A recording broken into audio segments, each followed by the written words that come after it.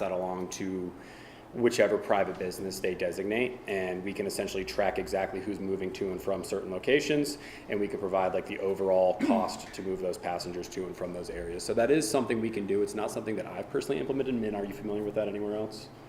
I know that I've had conversations about it, and it's something we're looking into for Glenwood, and it's my understanding that it is doable. One aspect of this that I was thinking of with the fares, charging the fare, I think we're going to need to do it to some extent.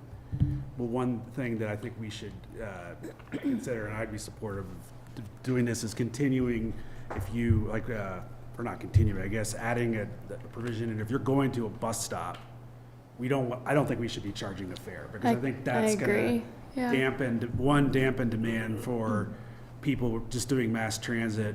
And because like a fare here, got a fare here, going to Aspen, I mean, that would be like a 50% increase in the fare, I think, having $1. And then the other part of it is that that could also dampen demand as far as how RAFTA is working with us, right? So if we're discouraging those rides, I think that would not be in our best interest. Yeah, that's a great point, Mayor. I think one thing that Mike had on his last slide was you saw the percentage of rides that are going to the RAFTA park and rides and transit stops was going up, which is great, because the sustainable funding model for RAFTA going forward will be based on those connections. So the more that we can encourage that number, the better the funding post next year would be from RAFTA. So that makes a lot of sense to me. Yeah. James, could you put that slide back up? Oh, I think you need me to join again. Oh, is that you? Yeah, sorry about that. I left that meeting too, but give me just a second. I might be able to. While you're pulling it up, can I ask one other question to help me understand the numbers? When it says monthly unique riders, because I see it changes month to month, so that's how many that month unique riders used it? Yeah, Mike, you want to take that one? Ooh, look, I still got it. Monthly unique riders. So that is the individual profiles that are generating those statistics. So I believe what you're referring to is the packet that Gloria shared. Yeah. Yes, sir. So essentially that data set was created by whatever number that is you have there. And I apologize, I don't have that right in front of Oh, me. so it was like 371 May 2026, then it was like a little bit different, and we got a couple other months, and it was just a little bit different. I thought that was overall, because we see like the monthly versus overall. This is, what I'm looking at here is that month. Yeah, right there. That is that month. There's 371 unique riders that Or accounts. took accounts that took 1,989 rides. Yes, sir. Most of the ridership we have with us are regular riders. They rely on the service to complete all sorts of tasks that they do throughout their days. So we'll see people to head up to town for work in the morning. They come back down in the evening, maybe drop the kids off at home, and then we'll see them in another hour or two to get to and from the grocery store to make dinner. I love driving in Basalt because I get to see lots of familiar faces and help out lots of families. It's very nice getting to help out the local community like that. That 371 number, I mean, on one hand, it's not a lot of people, but on the other hand, I wonder, is that you look at our population, just over 4,000, is that kind of that proportion of our population that's using it, or has accounts anyway, does that kind of track with a percentage of the population that would be using mass transit in general, other microtransit?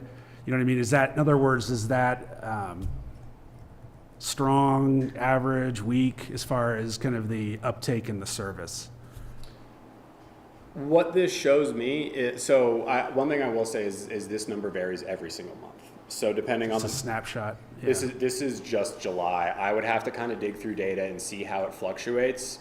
Kind of what this tells me is this is not necessarily a service. So for instance, in Aspen, we have tons of accounts where it's someone who's in town for a week. You know, Aspen's number might be 2,000. However, the requests coming from each individual account, it might just be one or two. One thing I've seen in Basalt is I could pull up some names. It's obviously not something I'm going to do in a public setting because it's got personal details. But I have passengers who over the years have booked over 1,500 rides. I can't tell you, necessarily, I'm not going to try to do math in front of everyone right now, but I can't tell you what the percentage is of that population. All I can tell you is that this service is of great benefit to the local community, and that 371, 2,000 rides out of 371 passengers, that's people who are regularly using the service and relying on it on a daily basis. Yeah, Mayor, I don't know if there's a specific benchmark that I have in mind. I think the thought I have is when it comes to ridership for the service, like if those are all vehicles that are being taken off the road and being done through a shared ride, then, you know, if the number ends up being, you take that 4,000, you divide it by people who have a vehicle, people who have another option. I think it's more about, like, in my mind, the impact of those 371 taking the service as opposed to not taking the service. So from a pure numbers standpoint, it doesn't seem that out of standard to me based on what I've seen elsewhere. But yeah, I think the question I would have is, you know, what would those 371 be doing otherwise, and what would be the impact to congestion and sustainability? So Yeah, and I think it's important, I mean, it's just a number, Yeah. but it's important, to put it in what's the context. lens we're looking through as far as the context, and is that meaningful? Right. And if you look at the number of cars off the road, yeah, that 371 may be a good number, based on kind of how that extrapolates to ridership Yep. in general. And do you have a sense of latent demand of people who check it, the ride wait time's too long, so then they cancel their order? Like, what could that be if we get wait times down? We can track that. It's not something I have off the top of my head, but I'm happy to work with Gloria, and if it's something you want included in monthly reporting, we can definitely keep an eye on that. I do track supply and demand on a regular basis, and one thing I was talking about with Gloria recently is we're doing well on that front, but there's really not much more, like, the system can't handle much more demand outside of what we're already doing. My understanding is the primary focus right now is sustainable funding for the current service, but I do know that there, like Gloria was saying, there's been a continuing conversation over the years that there's more people in the community who would like access to the service. It's just obviously more service, more dollars. And have you seen, go for it. Sorry, I was gonna say that one I do have a benchmark for, actually. So for average wait time of 11 minutes for a microtransit service is a fantastic number. I think we'd consider about 15 to be best in class. So for if a rider is turning down a ride because the wait time is greater than 11 minutes, like we don't see that too often. So from a wait time perspective, it's like a pretty good figure. So we wouldn't expect to see a wait time being a reason why people would be declining a ride.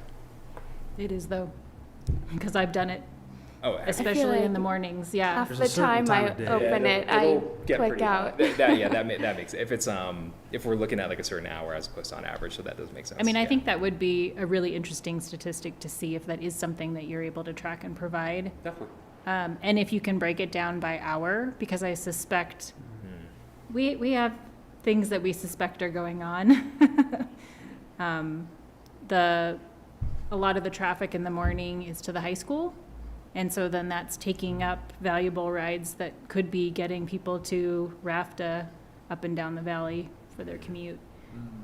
That is not your problem. That is something that we have to reconcile, but it would be interesting to have that data. I've got 2 rides off the top of my head in the last 6 months that I've bailed in the school hour and just walked because I couldn't get it under 30 minutes, and I suspect it was because of that. Yeah, I Trying to catch a bus to go up Valley. Yeah, And think that actually, I was makes gonna sense. ask if, on that slide that was showing the most common pickup locations, I was unfortunately looking down when you showed that slide and I didn't see, was the high school on there? No, so we don't provide service directly to and from the high school. I am aware of where certain riders are. Basically, it's the edge of our service area. I'm blanking on the name, just this neighborhood on the South side. South side. That's like great. I hear it, and we do our best to manage and mitigate it. I don't think it's as big of a problem. The bigger problem I see in the morning is the traffic. Also, having that window, I know that there is a lot of demand. One thing that I'm happy to do is work with Gloria and figure out if there are realistic solutions to basically address those concerns. Do we want to do more, especially during the morning commuting hours, or let's say from 3 p.m. to 5 p.m. when kids are getting out of school? Is there more we want to do as far as placing limitations around where passengers can and can't go? Because right now That's what I was gonna ask, is it possible to, from 6:30 to 8:30, or whenever it is that those commuting hours are, to limit the destinations To to bus stops or bus something? stops? what I was And gonna then suggest. if you need to prioritize go, or prioritize them, if you need to go grocery shopping, you know, you just have to do it later in the day. I love that idea, yeah. It's definitely something we can do. Yeah, 'cause we really, I mean, in the long run, I think we're gonna get so much value out of driving towards the trunk, the raft, the trunk. As far as how we're reimbursed, as far as what the impact that it has on the valley and the traffic. So yeah, I mean, and then when those guys, if we start charging too, then when they do go to the school area, you know, that'll be revenue out of that too. Yeah, I think the biggest value we get is the traffic reduction, so figuring out how to prioritize what Angel said is a great idea. Do you have you go. Do you have any other user demographics kind of information? Most of what we collect is we try not to collect too much invasive information. One thing we are more than happy to do is run surveys on a regular basis. So if you have demographic questions you'd like to ask, I know recently we did some surveys and it was just some very broad questions we were asking. However, I'm happy to work with Gloria and she can kind of work with you guys as far as exactly what type of information you're looking to gather, and then we can survey for I was that. just curious, you have it. And then the other number I was just curious about, like inactive accounts. Like for example, I've created an account. I've never used the service. I was really excited to use it last week, but I got stumped with the car seat. My child's just under 2. So it was like, oh, this is gonna be perfect. And then I was like, well, the ones we should figure managing the car seat. So like, I haven't used it. I've talked to other folks, encouraged them to use it. I think it's a great service. But like, I'd be curious to know how many people have signed up, but just haven't used it yet. It's a number I can pull for you. I don't have it off the top of my head, unfortunately. Yeah. I know a big piece of this conversation is figuring out how to get more funding for the program and put some dollars on that side of the ledger, but what cost-saving mechanisms or strategies have other communities used? Like one thought on my mind is why we have 12 passenger vans when 82% of rides are one person. Like could we get a smaller, cheaper car or a Leaf or an EV or something that might help save some money and add capacity? One thing I'd like to clarify is just because that 82% is one passengers, it does not mean that 82% of our rides that we're providing have one passenger in the vehicle. There are times where we'll pull up to a park and ride and we'll pick up 5 groups of 1. I have no major opposition to running a smaller vehicle. I don't like to talk about things unless I'm super educated on them. Happy to entertain the vehicle type conversation. However, I don't think it's going to create the savings we would want it to. But again, that's not necessarily my department. I would have to work with our fleet ops team and basically just do like a cost analysis as far as like, hey, how much money could we save if let's say we switched over to a Toyota Sienna? How regularly are we putting more than, let's say, 5 passengers into a vehicle together?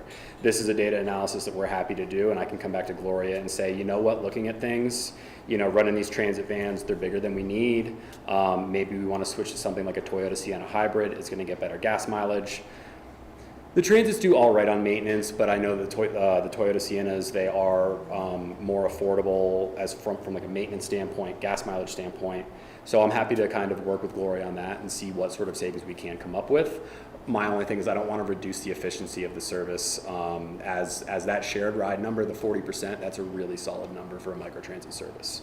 But again, all analysis we can do, and I can kind of chat with Gloria about that and come back to you guys with that. I mean, it'd be interesting to know if you could break that down by time again. I keep asking for time, but definitely. like, because I know that you have shift changes, so, you know, if the mornings tend to be where you see those like larger groups at a time, then, you know, we could stick with the van for the morning shift. And then if the evening shift is just the 1 or 2 people, you know what I mean? I think there's some options there. Or we have 2 vans on the road. We're talking about possibly 3 vans on the road. Maybe 2 of those are EVs or hybrids, which would be great for our climate emergency we've declared. And it would be, the optics of that would be good as well. But then also, yeah, you know, the maintenance, the gas, all of those expenses. We're happy to have all those conversations. Yeah, and We're going to make you work for it. Glad to do so. And Counselor, what I was going to share to your point as well is, I think that the best way to drive efficiency for the service on the cost side of the equation, not as much on the revenue side, is definitely looking at the hours per day. I think in Basalt's case, some of those hours, like we may be able, like generally speaking, I think the service is run pretty well from a supply standpoint. If we were to allocate some more of those to the morning hours when there's a rush hour, that's not necessarily going to lead to a reduction. It could lead to some lessened wait times. So there might be some room to play with it a little bit in order to meet more of that demand in the morning, and then potentially take some time away from when it's a little bit more dead. But then beyond that, it'll be an issue where ETAs will go up. And do you ever use private vehicles, like someone signs up to be a Lyft driver, they use their own car? Could something similar happen with VIA, where in the mornings when we have that rush of people getting to school or work, like someone could sign up and bring someone with them to the bus stop or add to our fleet? You want to, or you want me? Either way, I'm happy to, yeah. I know that there are certain services in VIA's portfolio where they essentially have a bring your own vehicle program. You know, how that breaks down, and obviously there's still a cost associated with it, but how that works and whether or not it'd be something that works in this valley, that's kind of a different conversation. However, that is something that VIA does in certain markets, and, you know, happy to kind of see if I can get some, I think it's relatively new. Are you familiar with the BYOB? Yeah, we see a little bit for like peaky type events, so like World Cup, where we're supporting some of those events, and in those situations, we don't want to onboard a whole entire new fleet because that comes with a lot of capital costs. So in that situation, we'll do a BYOB type program. I think if Basalt is interested in that, that's something we could look at. I think it comes with some sort of trade-offs in terms of like control and variability, but if that is like an important consideration for you all to see if there's a way for us to cheaply get cars on the road during peak time, I think that is a reasonable option. Yeah. Yeah. Part of the reason I ask, and sorry, this is probably a longer explanation than you want, is there's been this transit coalition with about 20 elected officials, and one of the biggest things we've talked about is a carpooling app in the valley. There are 30,000 empty seats going into Aspen every day, and there was a lot of interest in trying to figure out how to get people to share rides places, and it seems like that would flow. There could be an opportunity with school carpooling. I mean, I don't know, when I was in school, we didn't have a bus, and so, I mean, that's how I made some money. You know, to Hannah's point, this is a nice segue into the conversation we're going to have in about an hour with the Transportation Coalition Group. And, you know, I read through that today, and a couple things that jumped off the page for me is the funding piece from EOTC that I guess didn't want to fund this program because it wasn't connected to RAFTA Spark and Rides, and that they will be approached in 2027, I think it is, for funding. And I think the emphasis from Basalt should be on the fact that we're $275,000 invested in the funding that's from general fund, and the rest of that money comes from partnerships. And we, you know, the Transportation Coalition that Hannah's on represented that they were going to do a valley-wide listening sessions with communities that would feed in, you know, to this plan. The other thing up in Aspen that happens is some of the affordable housing, deed-restricted housing, has a fee included in their monthly HOA dues that goes to the Dial-A-Ride program that serves Mountain Valley and Burlingame and the teacher housing at Moore and the high school area. And that seems pretty painless to me, is if you have a HOA that's managing a multifamily you know, building. It's hard to do with single-family HOAs because most of them don't exist anymore. But these new projects that are coming online, to include something in their monthly fee that incentivizes them to use this service, and they barely feel the pain of, I think the Moore property housing pays $10 a month. And I have friends that call, they go out to dinner at 7 o'clock and they get a ride home at 9 o'clock. And it, you know, it's a great deal. And they don't deal with trying to get into downtown Aspen. Meadowood, some of the outliers are starting to explore that with the city of Aspen, and Meadowood is not served by the city of Aspen, but it is served by the free shuttle. So there's a lot of seniors that live in Meadowood that are pushing for that solution, to be able to go to town, have dinner, and get home without struggling, you know, with the parking garage or on-street parking or any of that stuff. So I think there's other things out there that are kind of interesting. That, and the last thing in that report that I was reading through they talked a lot about the cost that would be passed on to the user, and that they used some typical scenarios, Joe the plumber and Amy the restaurant worker, and a couple other categories that were kind of interesting that they would try to incorporate into a program like that, and also talking that the cost of having service people come to the upper end of the valley would be reduced because they wouldn't be charging to drive in their cars or pickups or whatever it is. The other thing I wanted to bring up was I spent a couple of years on the Growth Advisory Committee, and during that process to discuss land use, they identified 5 zones in Pickens County that they would allow development to happen. And that wasn't really mentioned in the Transit Coalition's report, that the coordination between the land use in Pickens County would be connected to the transportation system. They talked a lot about urban growth boundary, adjacent to the urban growth boundary, the rural areas, and the data from those places. One place out in Old Snowmass has 22 people coming to it every day. So they were talking about housing being allowed on those parcels that would house 4 or 5 employees, and making exceptions to the land use. And that's being adopted now, I think, by the staff as code, the 2050 plan. And I didn't see that mentioned in this report on the Transportation Coalition. So seems to be a little bit of disconnect between land use and this transportation. And, you know, a lot of focus on relieving congestion up valley in their report, which if we can help relieve the congestion down valley, that shows that we're willing to step up and do that. And I think we would expect some reciprocal dollars somewhere and a coordinated land use discussion. The other thing that came out in an economic summit that Gloria and I were at was that the people in Parachute to Rifle are really trying to stay home. And that's maybe a future impact that we haven't looked at too much. Paul Anderson did a series of writings on what's happening in the development of the I-70 corridor, which will, I think, eventually take trips off the highway, and they'll be staying there. We're already seeing that in terms of contractor services and other people that just don't want to go up valley anymore. I think you're getting ahead of us, Rick. That may be. The Transportation Coalition presentation's It's 6:40. 6:40, yeah, but see, everything's connected, and that's my point. So if I'm reading one report and I'm reading another report, and there seems to be a pothole in the middle of it, no pun intended. And I know I'm getting ahead of it, but this is our work session, so I get to talk about that stuff. I'm going to present the same information to them. I'm going to ask them the same questions. The idea, though, of funding, for me, is really the root cause, the root thing that we need to be able to talk about with our partners. And Gloria's presentation focused on that. I think that's what I'm focused on. We can be the solution, or we can be struggling to provide the solution. I think those are all great points you make, Mr. Stevens. I was not familiar with the land use code you discussed, so that's definitely I'd like to kind of work with you guys more on. You know, it's expansion versus growth in the core resort that's creating a lot of the demand. So check it out. Will do.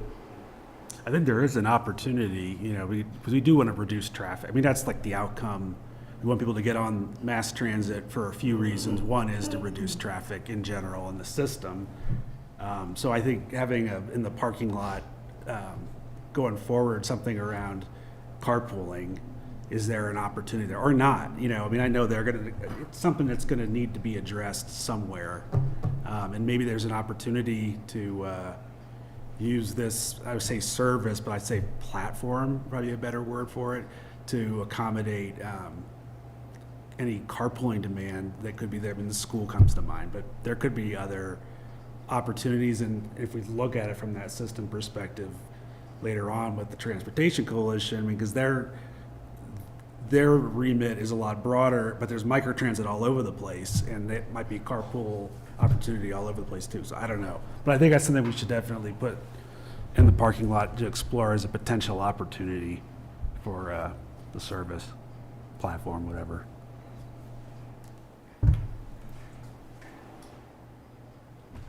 Gloria, what do you need from us?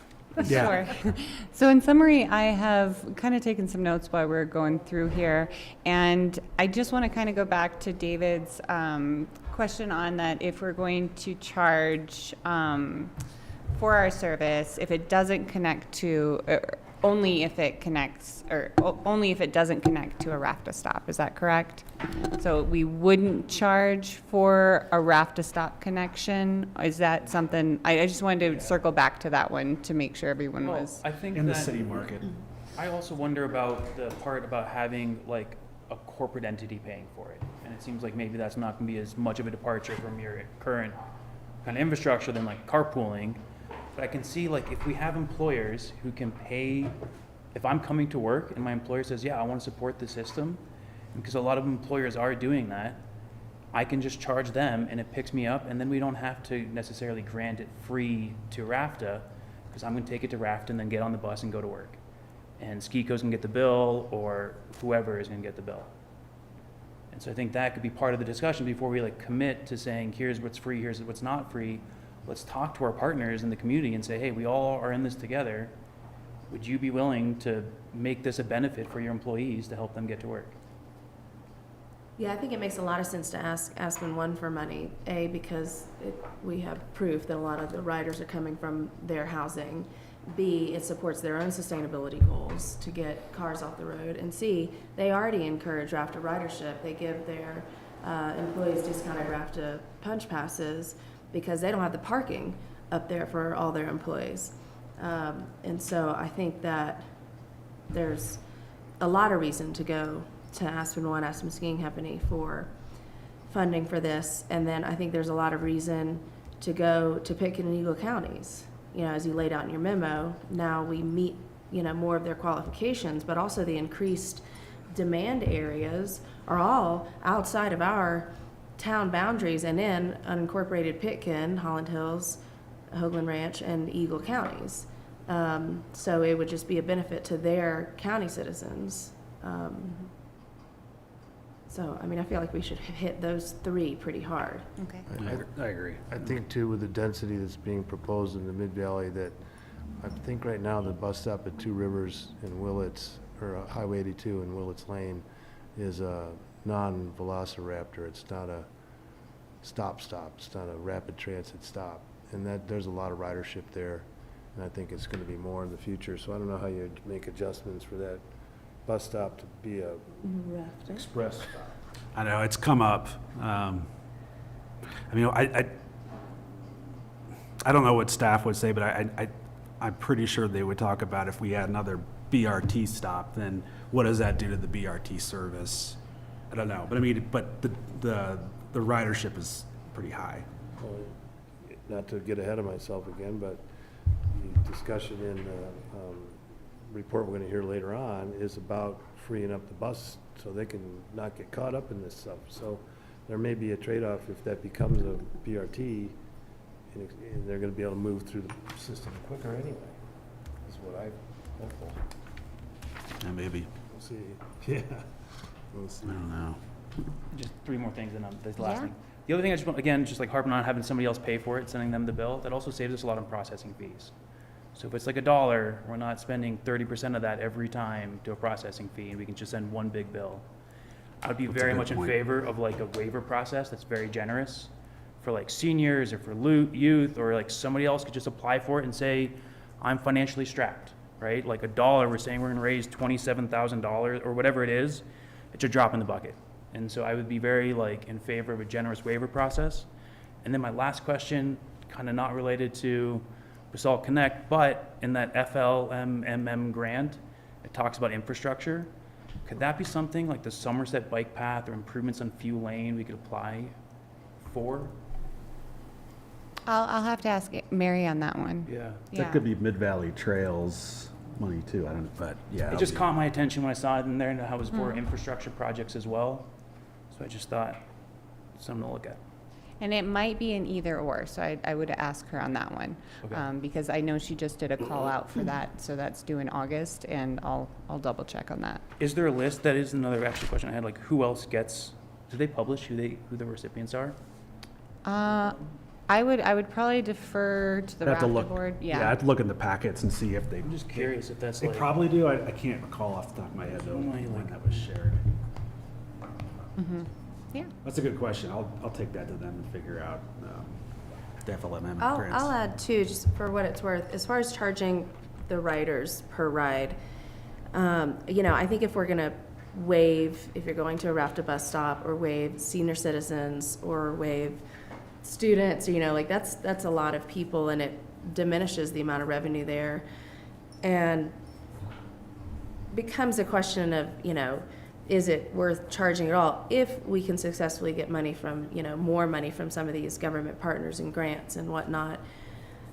Because if, to Rick's point, if people are using it to just come to dinner downtown or in Willits, it also helps us solve our perceived parking problem. So we want to encourage that use as well. And so charging for it seems to be a bit counterintuitive to that too, to me. I think that's right. Like, I think we want more usage. We're just trying to scrabble together enough money to Yeah. figure out how to pay for it, but that it's a system we should be leaning into. So anyways, that revenue source for me is kind of like it's on the one hand, it's kind of the lowest hanging fruit, but on the other, it would be like my least favorite option. I'm of two minds. One is that the $26,000 number is a drop in the bucket of the $649,000 that it costs to run the service. Exactly. Well, and that's not even, I don't think, taking into account if we start waiving all of these Right. rides. But at the same time, on the flip side, there's always that sort of like, if you put some skin in the game, then, you might have more respect for the service. So, Yeah. I don't know. Yeah. Yeah, and I kind of started off with that stance of, the people that are, and I have a lot of friends that use it to get to and from dinner because of parking and because of, they want to have some drinks and don't want to drive. And I appreciate that. We don't have Uber or Lyft or, those other options. And I was like, those people should be able to pay for the service. But then I was like, but then those are cars that are on the road for one reason or another that we don't want them on the road. Driving around. Yeah, either filling up valuable parking spots or, having those drinks anyways. I will say that I did ask VIA, and I asked them, what our drop would, or what our ridership drop would be, if we did start charging, and I think they said it was somewhere around 7%. So that was one kind of figure I wanted to throw out there, that maybe we wouldn't have a huge drop, because my first model to them, I was like, it'll drop 30%, and they're like, no, Gloria, it'll only drop 7%, so. Yeah. That feels right. I mean, I don't think people would balk it a couple dollars even to go avoid, having to drive after a party or whatever, Yeah. It's a lot cheaper than Yeah. dirties and et cetera. So we did get a lot of questions here that I think I need to come back to you all with, is looking at that looking at employers paying for the fare. There was some support with Aspen One for funding, support for Pickens County and Eagle County, so going out to them. I'm not sure if I could get an employers list on who's riding, so that might be a little bit more difficult, can and start I'd with the have big to look into employers. that. Yeah, I'll probably start with that. Hospitals And if we're servicing their employees' homes, if they have, I think establishments like Aspen One, you can find this is the hub basically, and we can charge from there. And then we can look at limiting prioritizing stops during commuting hours is another thing that we'll look at, and looking into that, if we got smaller, cheaper cars, maybe to run the service and do a data analysis on the cost savings, recognizing that EV would be encouraged. And maybe the Aspen Chamber can reach out to their businesses, because some businesses give their employees parking passes. And say, hey, rather than buying your employee a parking pass, pay for them to get picked up and take RAFTA. Or I was gonna say similarly that, for example, Roaring Fork Apartments has bus passes that they make available to their tenants. So they potentially, Exactly. similarly could have the account But with you guys Basalt would in have it. to have the infrastructure to have like Yeah. a voucher, an account, some sort of system that my ride can get tracked to my employer, but when I go out to dinner, maybe that's a different conversation. Yeah. Like that would have Yeah. to be some part of your infrastructure, so we could Yeah. have these conversations with these partners, so they're also not saying like, well, I don't want to pay for me to go get my groceries. But just in general, I was thinking RAFTA might have the information of the employers that offer some kind of a transportation offset, and they might be the ones to approach about having an account. That might be a way to get to that information. Awesome. Gloria, do you have what you need at this point? I do, yes. It sounds like general support to keep figuring out the sustainability of this program moving forward. And this is a really minor detail, but can we get new posters with the new app? Like, I live in the hub, I work for SkiCo. I also generally get thwarted by the wait time, but try and take the Connect. But like when you walk in the door, it's like, here's your free bus pass to RAFTA, here's the Basalt Connect, but the QR code is old. Okay. I'll get you guys new QR codes. Well, thank you. We'll go ahead and take our break here before we get back at 6. But yeah, appreciate all the information, and yeah, this is a great conversation and it's very timely, so we can feed it into budget, right, Deb? Yeah. So, Thank you for One of our coming. biggest Thank you. expenses. Thanks for having us. appreciate it. Thank you, everyone. And thank you for having all of that data so that we can ask you all of these questions. Of course, yeah, a lot of great points. So I have thank to you. say, these guys are awesome to work with, so. All right, so like I said, we'll be back at 6. Tune in then. Thanks.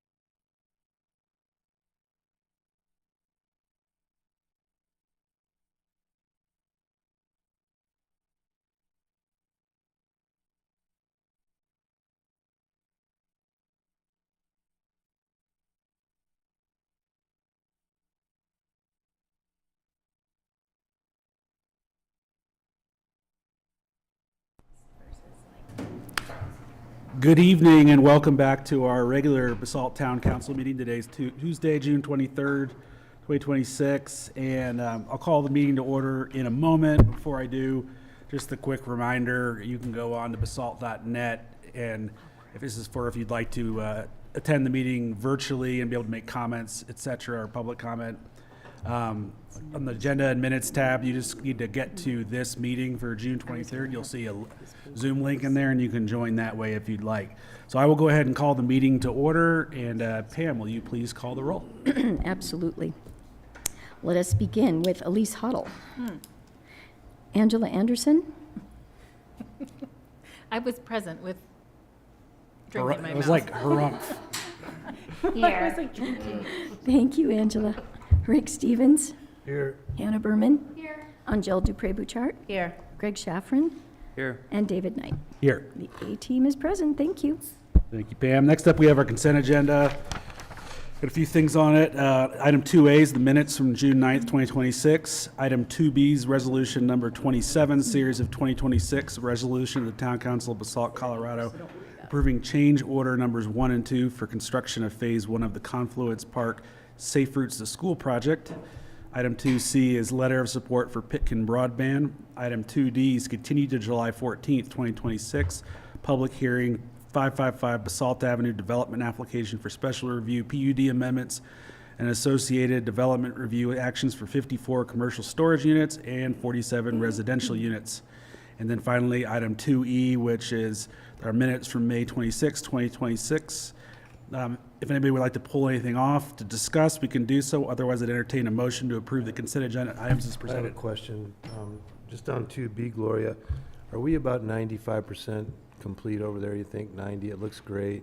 So all that's left is landscaping. Is there any more exposure to any other change orders coming, or do you think we're at a percent complete where we're good to finish it up? You know, I'd have to ask Catherine on that one, and unfortunately, she's not here tonight. Yeah, I don't have a so problem with change orders. I was just curious to see where we are. I'll give you an update on the Friday update for that one. All right, great, thank you. I'd move to approve the consent agenda. Second. It's been moved and seconded. All those in favor, please signify by saying aye. Aye. Aye. Thank you very much. Next up, we have our call to the public. So just the ground rules, limit your comments to 3 minutes and address your comments directly to me. Make sure you give us your name and address when making comments, and there's also a sign-in sheet in the back of the room for that. And then your comments, be so courteous, civil, and constructive, which everybody is usually, so that's great. And then town council will make no decision nor take action except to direct the town manager. So the floor is open for public comments. Peter? May I? Yeah, you can sit at or podium either way. Good evening. My name is Peter Mueller, and I work for Pitkin and Garfield County Public Health. Let me first start by saying I live in 767 Cleveland Avenue in Carbondale, Colorado. My name is Peter. I work for Pitkin and Garfield County Public Health as their tobacco prevention and policy advocate. I also had the privilege of leading Basalt High School for 8 years as their principal. I love Basalt and care deeply for this community. I'm here to thank the council members that my colleague from Eagle County, Chelsea Carnoli, and I have been able to meet with to discuss Basalt and tobacco. While Pitkin County and the town of Eagle are making progress by curtailing the sale of flavored tobacco products, we are hoping to extend policy solutions to the town of Basalt. Current actions by the federal government are slowing this progress by opening more opportunities to sell flavored products and framing vapes as an important public health benefit through harm reduction. The truth is different.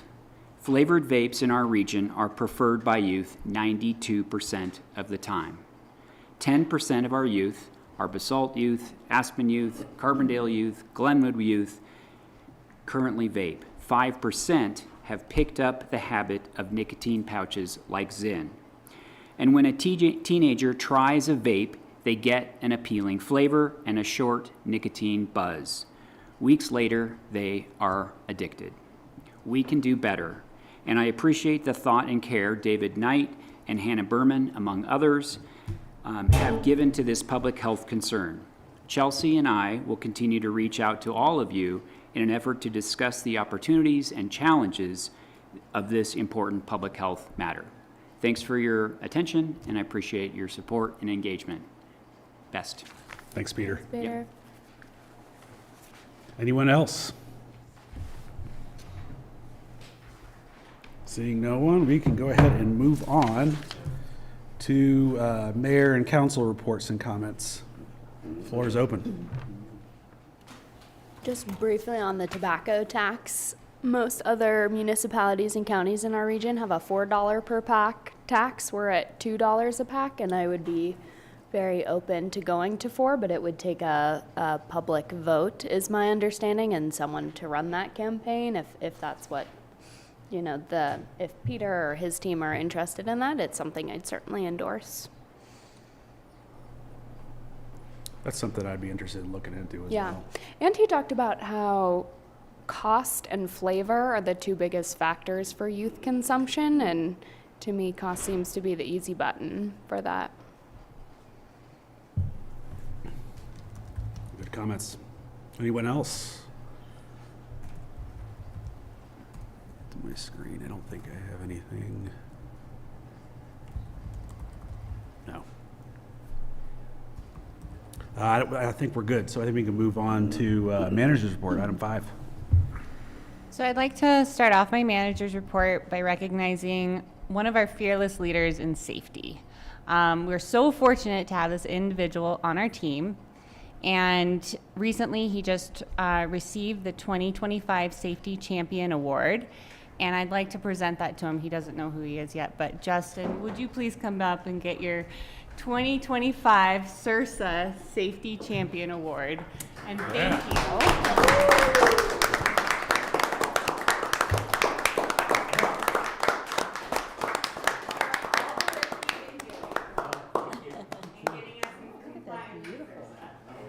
Don't break it. I knew nothing about this.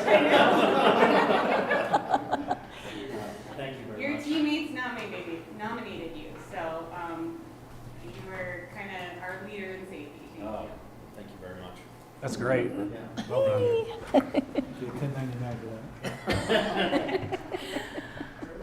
Culture of safety is important. It is very important, and Justin has brought that to us, so we really appreciate. I wanted to announce that Picken and Eagle are going into stage 2 fire restrictions this week, so we will be putting out information on that. I also wanted to report out, we had a chamber, we held our first business listening session this morning at Willits. We only had 4 attendees, but we hope that on Thursday we'll get more attendees at the library at 8 a.m. For our business listening session. So, and we'll be doing more in the fall, so this is just the beginning, basically. And Town Hall will be closed next Friday, the 4th.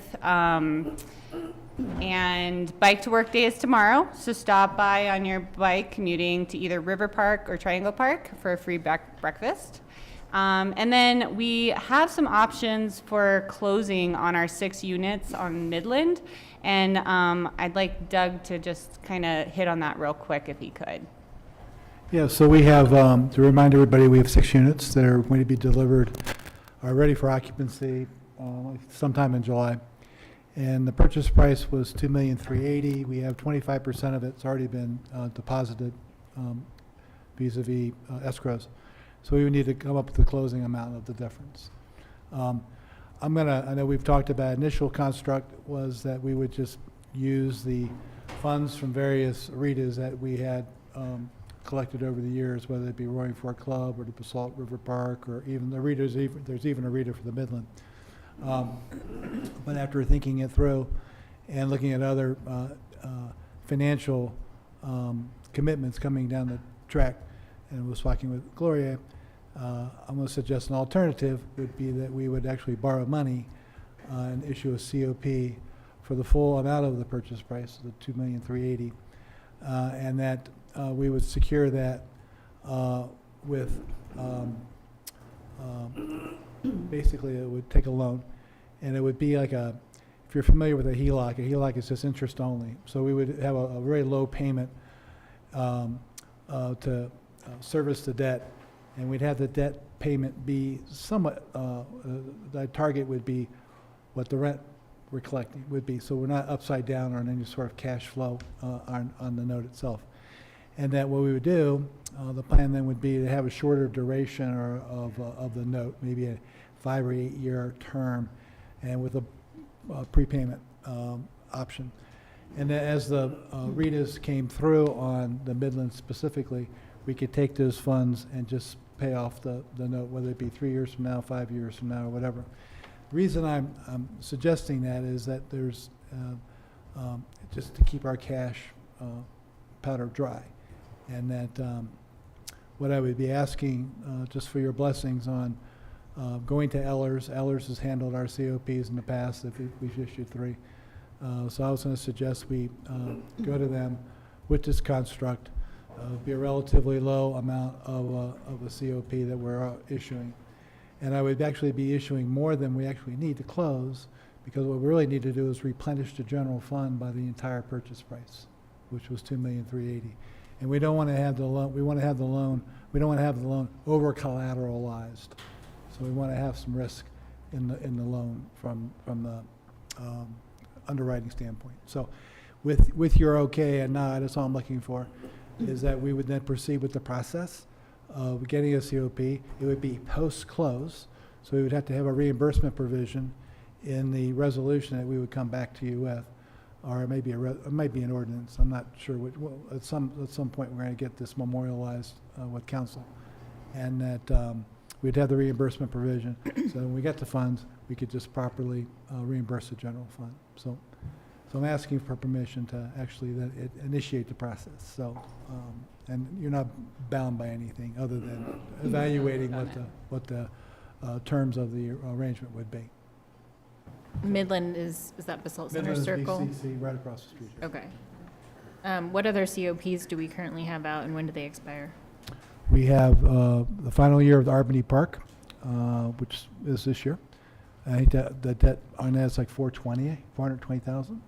And then the only one remaining would be the Tabor refund, which is an annual payment of like $219,000, and it runs out in 2028. What's the collateral for that one? All of the town's properties. Okay. That was a 10-year COP we issued back in, was it 2018? Yeah. We had collateralized all of the town's properties. And this would just be collateralized with the actual the I want condos to in there? collateralize it with the rent payments. That's what I want to be able to do. Okay. Have we started the process of finding tenants on this? No, not yet. We have one potential Yeah. right now. We definitely have interest, but we haven't started the call or anything, or the waterfall or anything like that. We had the terms and the rates and all that. Right. Wanna Well, see I was that. originally thinking we would do like a 30-year note, but that doesn't really, I mean, the banks are going to reset the rate after 10 years anyway. So I don't think we want to carry that much debt, because we're going to have some other obligations we're going to be looking at town. So I don't want to over lever the balance sheet. So that's why I want to keep it short and keep the actual payment analogous or pretty close to what we're collecting in rent. But you said interest only? Well, we could do it interest only, but we could also just amortize it. We can amortize the loan over 30 years and actually pay it off in 8. So we could lower our payment by just having a longer amortization period with a prepayment requirement. And what's the alternative? Not to borrow money and pay for it in cash and use our RETA funds from the restricted funds. And then as we're collecting rent, we're just replenishing it back into the coffers? Right. What is, Yeah, Sorry. go ahead. I'm just trying to understand what the advantage is of paying interest to somebody else. Well, we're earning money in the, it's one or the other. I mean, if you have money in the bank, if you're earning as much as, or close to what you're paying, it's a push, right? So you what's take- the interest rate? I don't know that, but that's what I'm going to be coming back with. Got it. So, Okay. yeah, I mean, I think coming back with that info so we Right. can evaluate it. Right. I'd be okay with that. Right, Got it. right. My guess is it's going to be pretty close, but there's got to be an arbitrage, or banks won't lend money. So there'll be a cost. Well, I'm happy that you're putting this much effort into trying to figure out how we're gonna do everything we've got on the books. And I think that protecting our cash and using our assets appropriately to secure other properties is a good idea, because those are gonna increase in value at some level. Right. So I have no problem with it. What's our bond rating these days? AAA. AAA, there you go. I don't know if there's a nomination for finance director, but I'll make it. Thank you. You know, he did just receive the GFOA award, so, Did he? yeah, Okay. Thanks. for the second year. So I'm good to go to come Yeah. back? Great. Yeah. Thank you, and that's all I had on my manager's report. All right. Yeah, well, I think, Doug, you're still up. Yeah. So next up, we have our presentations, item 6A, 2025 year-end audit, joined by Jenny and Yeah, Paul. so, you know Jenny. If not, you should. This is- Do you have a, yeah, look at you. There you go. So we do this every year. We're required by the state to have an audit, which I'm glad we do. And this is like, I guess, like the fourth year we're doing this now. So, I don't know, I feel like it was pretty uneventful. I'll let Paul speak to it. Paul's been our engagement partner since I've been here and before that as well.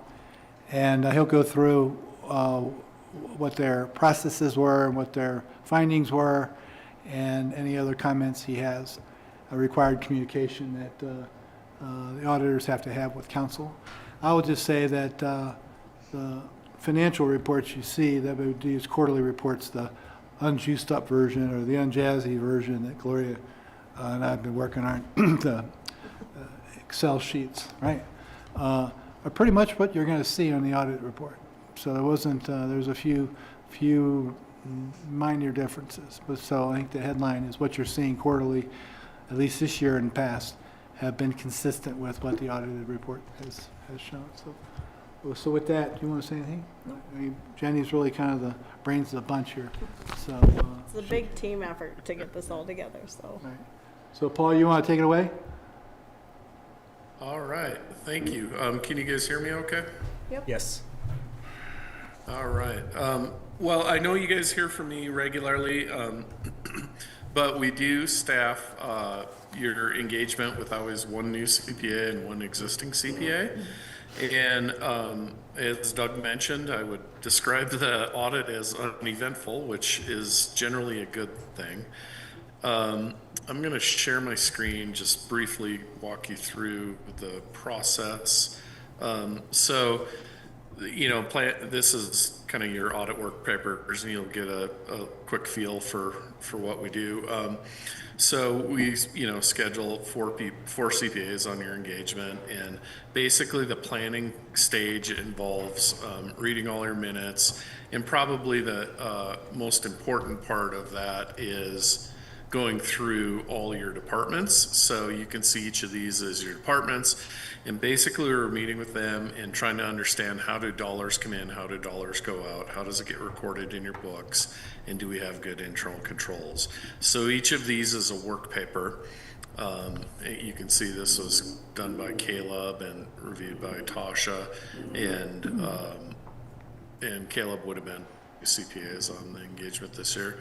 And so this is, you know, planning and building, cash disbursements, cash receipts, IT, journal entries, police, payroll, public works, rec, sales tax, water fund, and then we take your databases and do some analytics on this thing called teammate analytics. And that, to me, is really key, is understanding the internal controls and looking for concerns in that area. The second part of the audit is field work, and that's really verifying numbers. So this is your cash and investment section, and you can see in here, like as an example, this would be, you know, a bank statement on your Riverside account, and then you can see somebody reviewed it and wrote notes in here. In this case, it was Jordan did the notes and Tasha reviewed it. But we're going through all the cash and bank statements, making sure that, you know, if your financial statements say you have X dollars in the bank, they're invested according to state statute, invested according to your investment policy, reasonable, prudent investment, but the money that your financial statements show is in the bank. We send confirms then to all your cash investment institutions to make sure that's there. Same thing with receivables. We want to make sure dollars that come in get deposited timely, coded correctly, and your revenue, that makes sure your revenue is correct on your financial statements.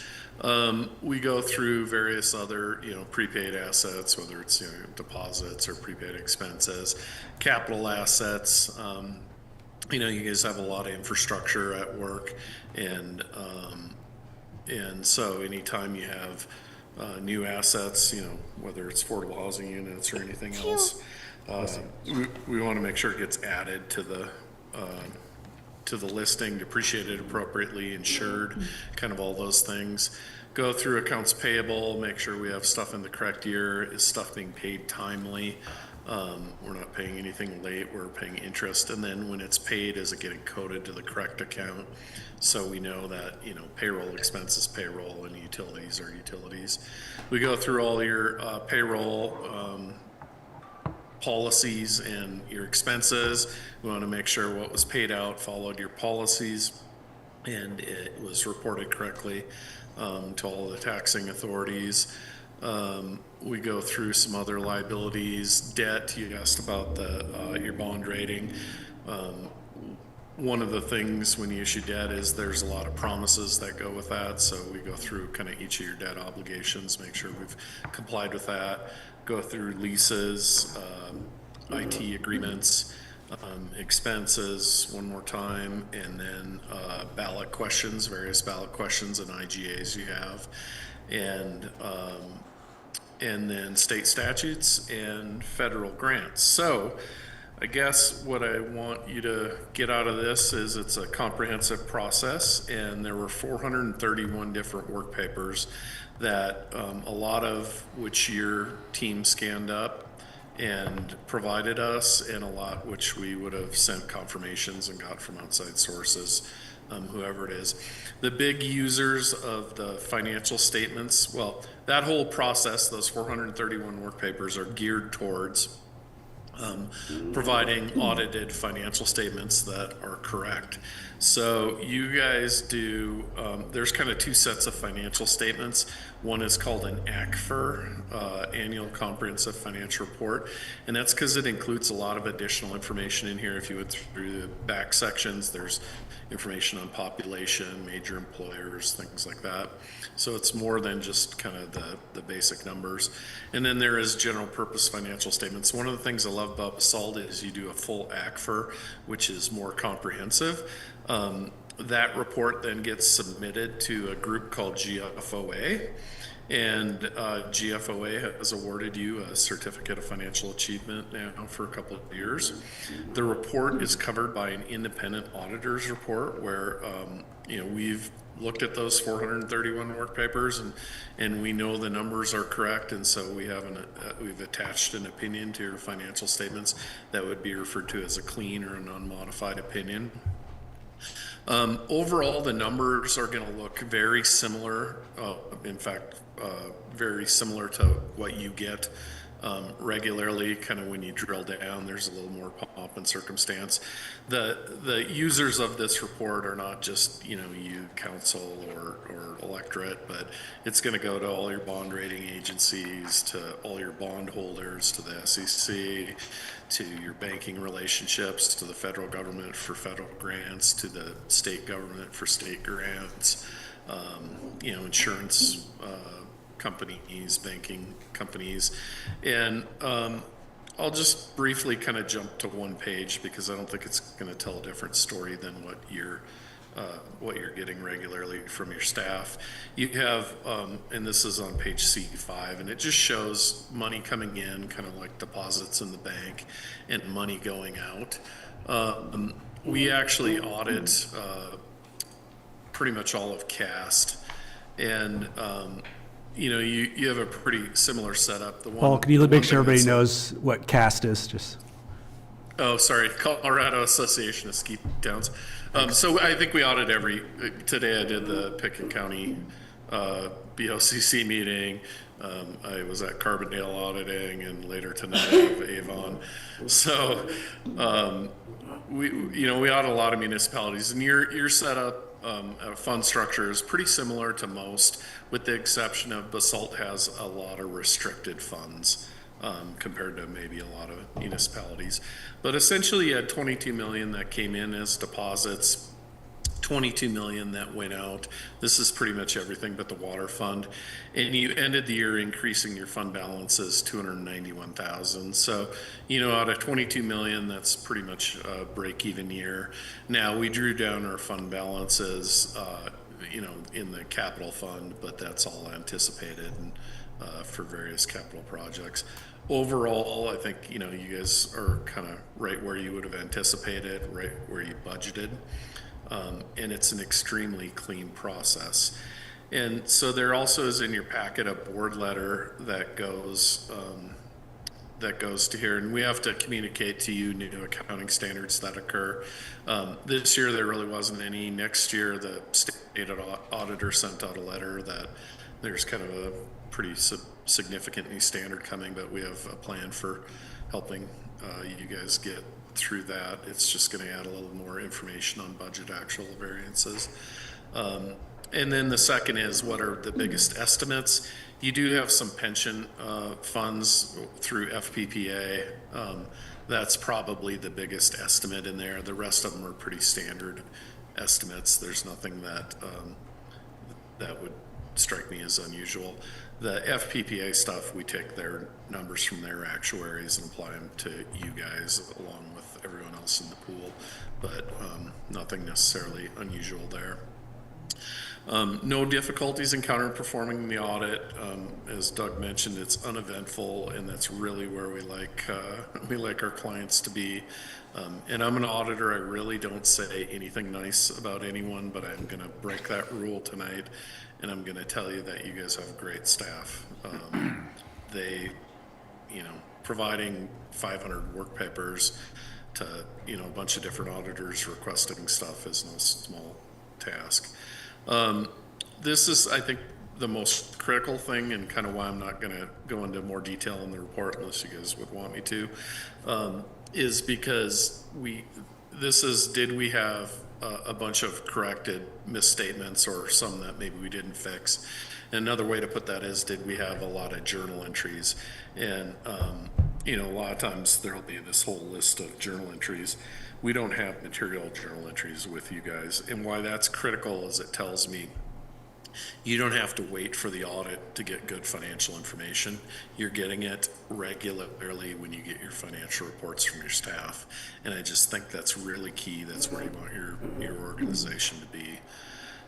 No disagreements with management, and the only thing I bring to you tonight is there is that new accounting standard that the state auditor is sending your finance team a letter on, and we'll be in contact with your finance team this summer to kind of make sure everything's dialed in and ready to go. The financial report ultimately will be provided to GFOA, and hopefully you will continue to have an award-winning finance team. So that's either a quick or a painfully long review, but I'd be happy to answer any questions or. Thanks, Paul. Anybody have any questions? Just a quick comment, and I don't need an answer, but your comment on assets that the town owns, and I was wondering about parkland and open space. And maybe we've looked at the value of that properties lately. I think, Justin may weigh in, but I think we had about 70 acres the last time we added it all up. And what the value would be attached to that we're using as security going forward. And I just wonder, I'm just curious. Yeah, no, as usual, so. What is that? That report What is it? that we did with planning. No, All the statistical. reconciliation between, if you go to page C4 in your report, it talks about that. There's all the capital assets generated from the town from inception to where it is now, total like almost $100 million. And what the difference in what you're looking at is really just our method of accounting. Full accrual, when you're a business, if you buy a building, you don't write the whole thing off the first year. Right. But if you're a government, you do. So our balance sheet doesn't accumulate. The only thing our balance sheet is assets or financial assets predominantly. Fixed assets are shown on a longer form. So to your point, all of our property, adding that up is probably close to, looking at this over years, $100 million, and you're depreciating it. So that's partly an answer to your question. But then all the way in the back, in that statistical section, I think it's the last page, talks about, it is the last page. Yeah. Talks about all the acreage, developed, undeveloped, what's parks and open space. So that data is here. So I don't, Okay, thanks. Yeah. Yeah, I'll take a look. I think that's a pretty important piece It's of actually information. great trivia, you know, holidays coming up, so you want to just talk about trivia? There would be a lot of trivia. Yeah. Well, we're talking about And, You could have, yeah. how to preserve and one protect. thing I'd mention too is keep in mind that the numbers in the financial report are at cost. Right. You know, the market value on a lot of that would be significantly higher, so. Right. That's a good point. Thanks. And when you depreciate, because I mean, a lot of it's the dirt that's expensive. It's not necessarily what's appreciated. So, but we've depreciated kind of the Yeah, there's about physical 18 asset. 18 million of depreciation, Okay. yeah. That would be shown in the equity. Actually, I met with somebody when Gloria was gone, had gone to AI and said, what's the town worth? And they had some, like, I don't know whether, I was getting this conversation by hearsay, and it's like, okay, I don't know where they actually got that number from. But it had to contemplate all of the fixed assets that the town had accumulated over the years. Because like, I know our fund balances collectively across the board is around 30 million. So, I mean, and that's the number I'm working with. So, and she had a much higher number. So, anyway. Any other questions or comments? Thank you. Otherwise, we need it's great work. We do need a motion, though, it looks like, to accept the 2025 audit. So if someone wants to make that. Mayor, I move that the town council accept the 2025 audit. Second. It's been moved and seconded. Pam, will you please call the roll? Absolutely. Let's begin with David Knight, Yes. Elise Hoddle, Yes. Hannah Berman, Yes. Angela Anderson. Yes. Thank you. Rick Stevens, Yes. Angel Dupré-Bouchard, Yes. and Greg Schaffrin. Yes. Motion carries unanimously. Thank you. Thank you all. I appreciate not just you guys, but everybody behind the scenes who I know helped with this. It's a big effort. It's a big lift. We brought Vanessa in this time, so she got hands-on experience with scanning and knowing how to organize her stuff better, great. too, as we Yeah. go forward, so it was good. Super. Thank you, Paul. All right. Well, Thank next you, up, guys. thanks, Paul. Have a good night. Next up, we have item 6B, which is our youth zone presentation. We have Gloria and Jamie Hayes. Have a seat. Welcome. Who's joining me? Hi, my name's Jamie Hayes. I'm the executive director at Youth Zone. I've been there for going on 6 years. We just celebrated our 50th year in operation, which is pretty significant. We celebrated through our big gala this year. We had a great turnout. So 50 years in operation has really allowed us to change and transform to the needs of the community. How many on the council are very familiar with Youth Zone? I won't go super deep then, but if you would like to know more, please reach out after, and I'd be happy to meet with any of you. We operate in the 9th Judicial District. If you could please go to the next slide. I'm not sure who I'm. Is that you, Pam, driving the slides? Okay. Okay. We work all across the 9th Judicial District, so as you can see, we span all the way up into the far reaches of Rio Blanco County, Rangeley, Meeker, all the way down into Parachute, up to Glenwood Springs, and then all the way up into Aspen. So it is quite a large region. Our boundaries are defined by the 9th Judicial District because our contracts are held with the 9th Judicial District Court for diversion. We have contracts with our municipalities and our counties in order to provide diversion services at the municipal and county court levels in order to be able to swim upstream and catch kids in a more prevention space. And we also provide our schools and our law enforcement officers and communities opportunities to refer kids even before they receive a ticket. And we call those referrals deflection referrals. We are a very unique organization. There are not a lot of organizations like ours that span from deflection all the way into diversion and reentry from detention. We find this space to be very powerful because as kids engage in entering and exiting different parts of the judicial system, whether it's prevention or intervention way upstream, as we know, things can happen and they re-enter again, and then we can re-engage without having to start all over again. So it's a very powerful place to be. Go ahead and go to the next slide. Our job is to intervene with kids and their families who are exhibiting risky behaviors that put them at risk of involvement in the justice system. So our job is to really interrupt involvement in the justice system by diverting or deflecting completely, keeping them out of court altogether, which is obviously much more preferred, I think, for all of us and a lot less expensive at the end of the day. Our job is to reduce risk. We serve kids for about 3 to 6 months. A lot of kids stay with us for up to 12 months, and sometimes if they come back, it just means they need a little more work. They need some more touch points, they need some more mental health, some more substance treatment, and I'll talk a little bit about that in a bit. We've really expanded our treatment services. I'll show you in just a little bit where that came from for us, and you'll see it in your data as well, in the referrals that are coming from Basalt and the surrounding areas. Go ahead. Every youth that comes in through an intake goes through a screening process, and that screening process involves a very extensive assessment where we're able to identify risk and we're able to identify asset. And through that assessment plan, we discover those risk areas that might need further investigation and diagnostics, mental health, more mental health assessments, more substance use assessments in order for us to generate a high-quality treatment plan.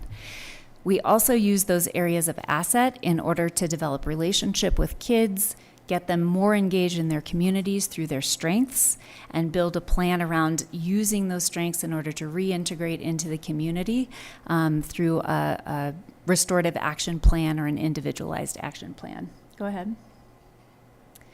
Our services remain the same. If you're really familiar with Youth Zone, we provide case management first, and that first entry point is that intake, and the intake watersheds into everything else that kids and families present that they need.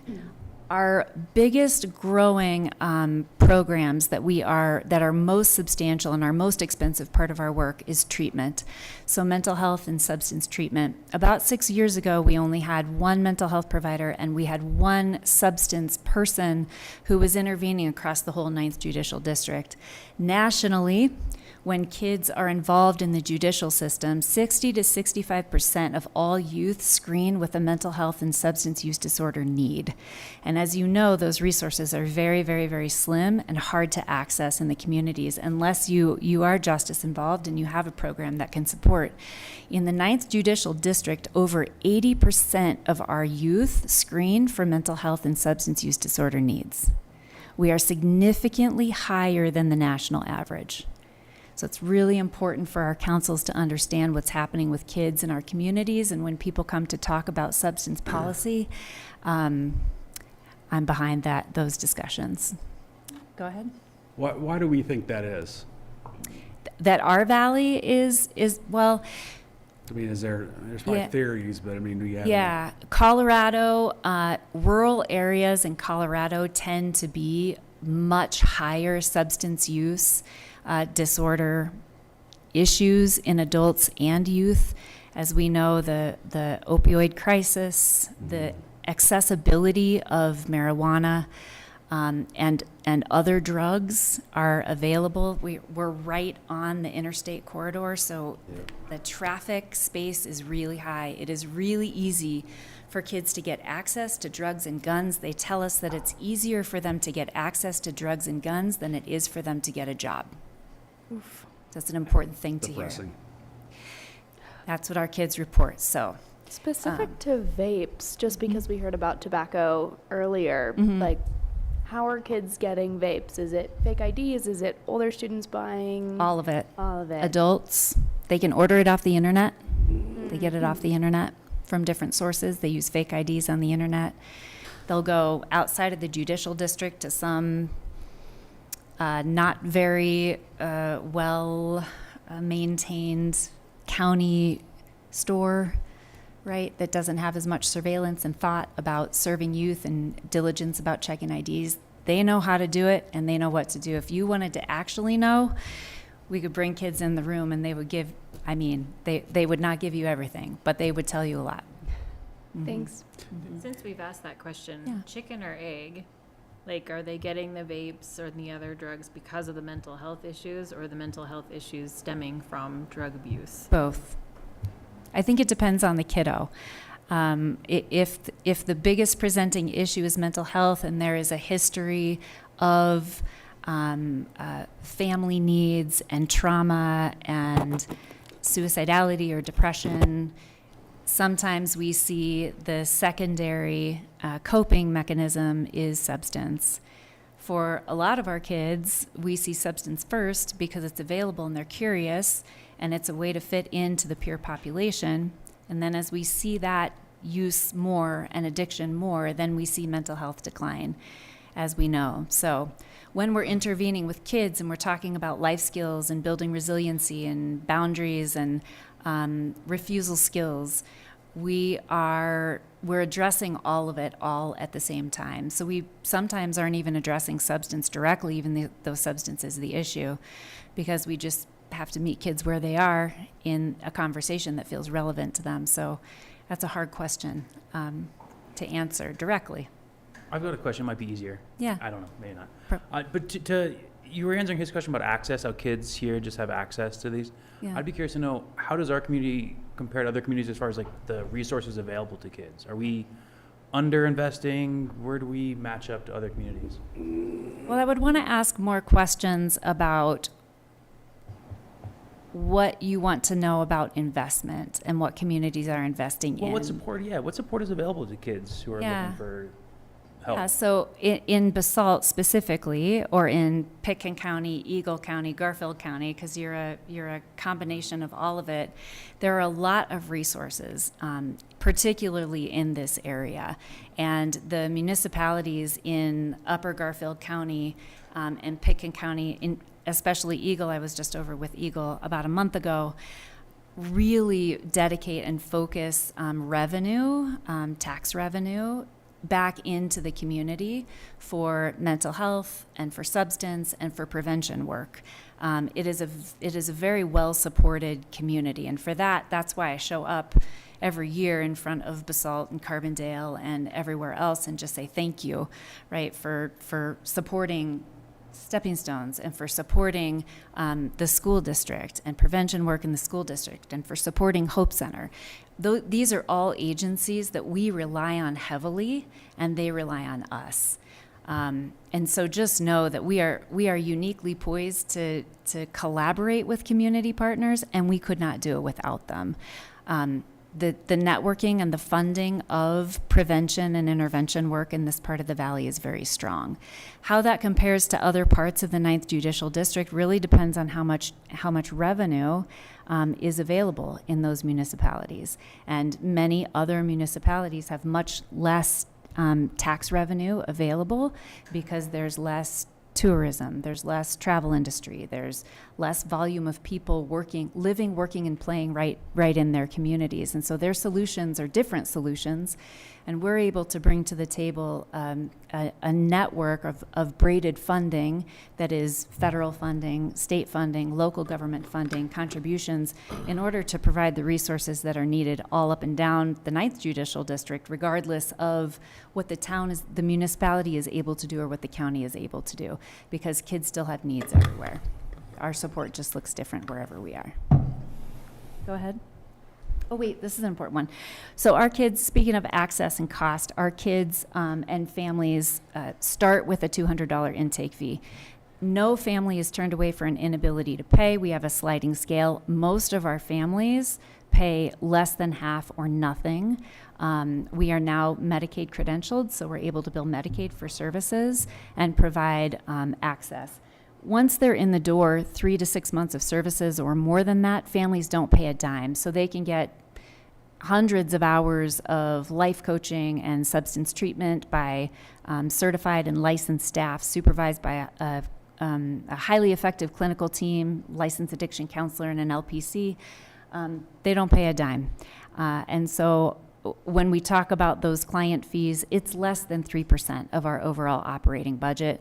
We have to figure out where to find that funding otherwise, because our job is to decrease barriers to access to essential mental health services and substance treatment services specifically, and positive mentorship through life coaching with our youth advocates who actually show up in court. I'm just looking around to see if Jeff's usually, okay, yes. Yeah. Yeah. I was just going to comment too that Jeff and I do the prosecution for the town, so we work really closely with Youth Zone, and we really appreciate all the work that Youth Zone does. And it's a tremendous resource, and it really helps the court out. I think it helps other kids to see how things work and that the process can work for them instead of ending up in a system that might otherwise not go so well for them.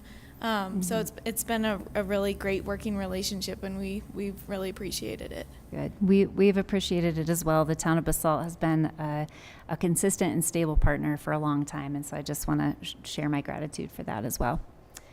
Average cost of detaining a youth, $66,000. As we know, $66,000 for 6 months. As we know, sometimes those dollars hit some people when they hear that.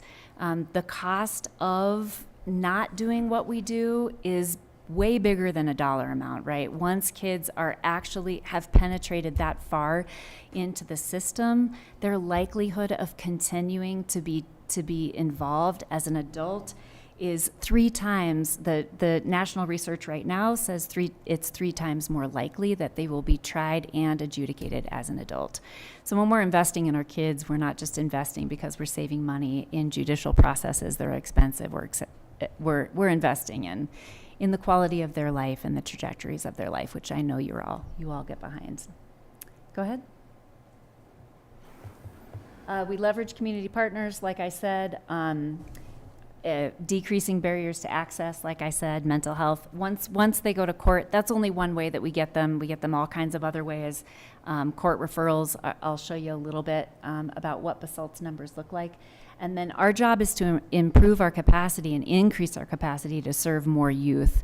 And that's my job, really, is to make sure that I'm networking at the state and federal level and creating very clear partnerships at those levels so that we can open those doors of funding and make sure that we're bringing as much federal and state funding as possible into municipalities who are right now challenged with the same thing we're all challenged with, and that's budget cuts and all kinds of things. So just know that we're fighting in order to keep these services very strong, regardless of where the town of Basalt is and how you might be feeling challenged by the current financial landscape. Go ahead. About 56% of our referrals come from court. About 30% come from schools. So when we talk about court, that's that diversion we're diverting from when they're already engaged.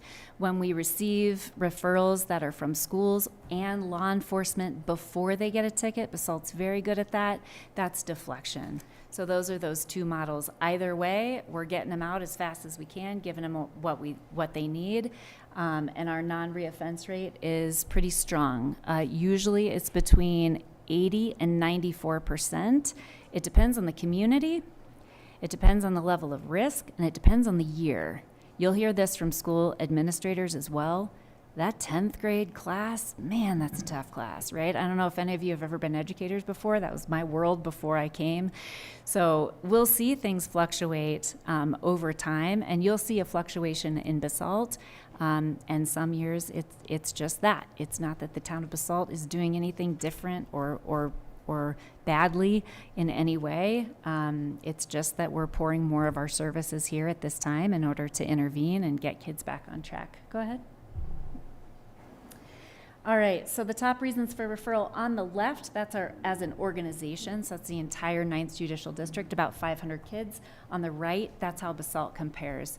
So this probably looks really familiar. The top two reasons for referrals is substance across all referral sources. So that's school, community, parents, kids themselves will come back and say, I need some more help with substance, my use is increasing, followed by disorderly conduct, petty theft, and possession of paraphernalia.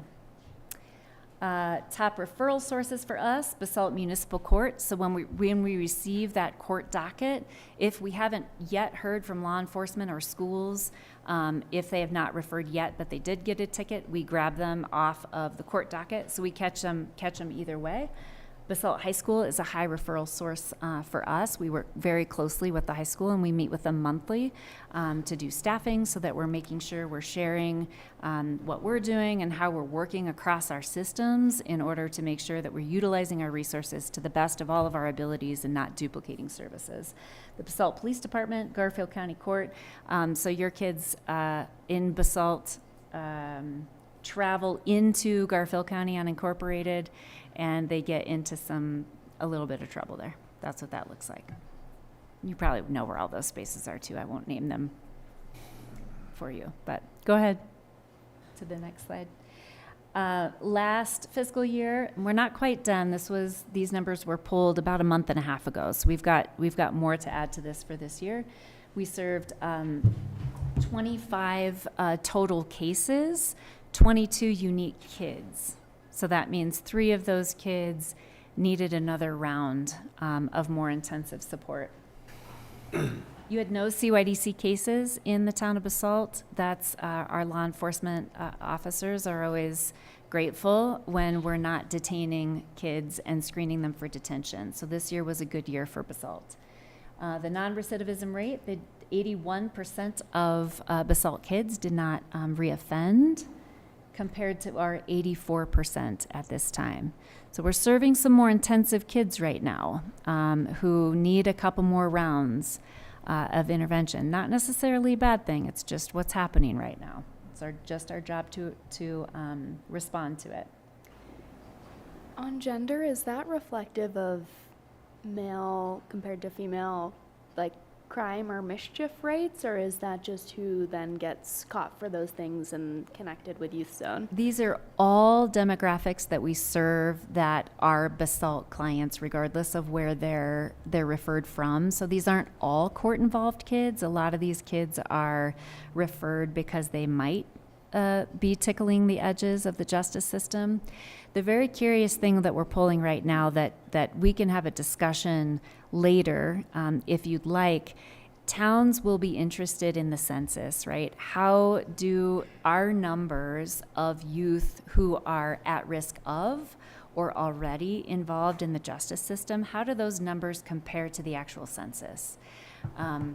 And we could ask all kinds of questions about that, right? But we want to do that in a way that is thoughtful and productive and helpful to municipalities. Some municipalities are asking us to come and compare it to the census and sit with our law enforcement agencies and just ask some questions, right? What does this look like? Does it match the rates of suspension and expulsion that we see in schools? Are those similar?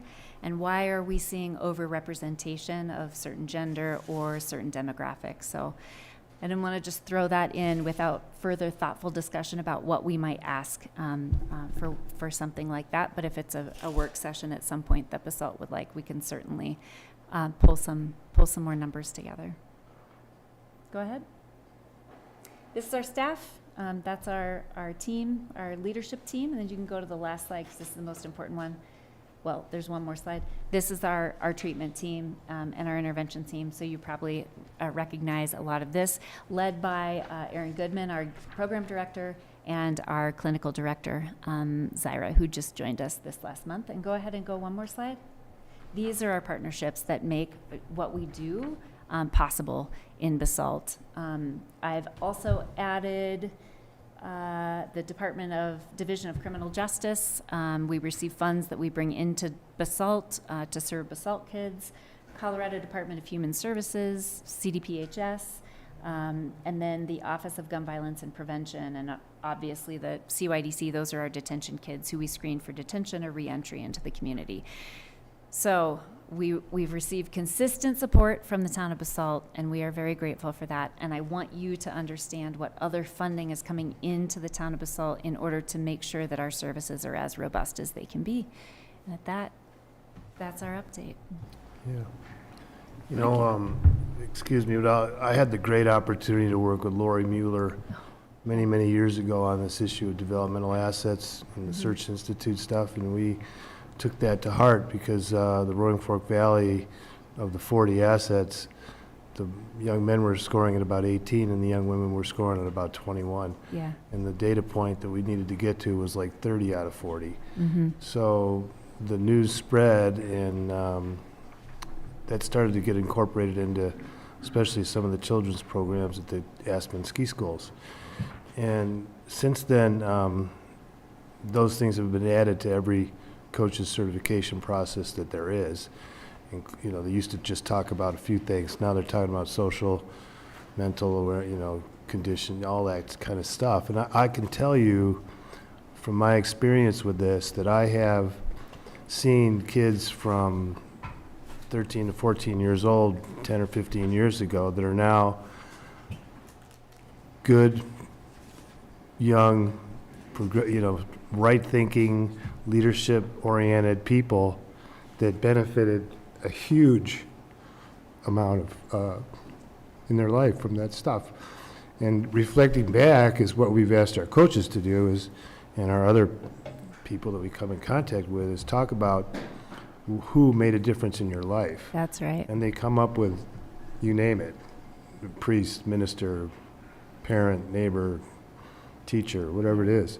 So we all have this opportunity to engage, and some people are attracted to a certain behavior and other people are attracted to maybe somebody that needs to just be comfortable in a surrounding. The other thing with the Aspen Institute report on Project Play that Evan Zisla did, the extremely disturbing data point in that was that middle schoolers, especially Rifle, Newcastle down there, only 28% of those kids are participating in any extracurricular after-school weekend programs.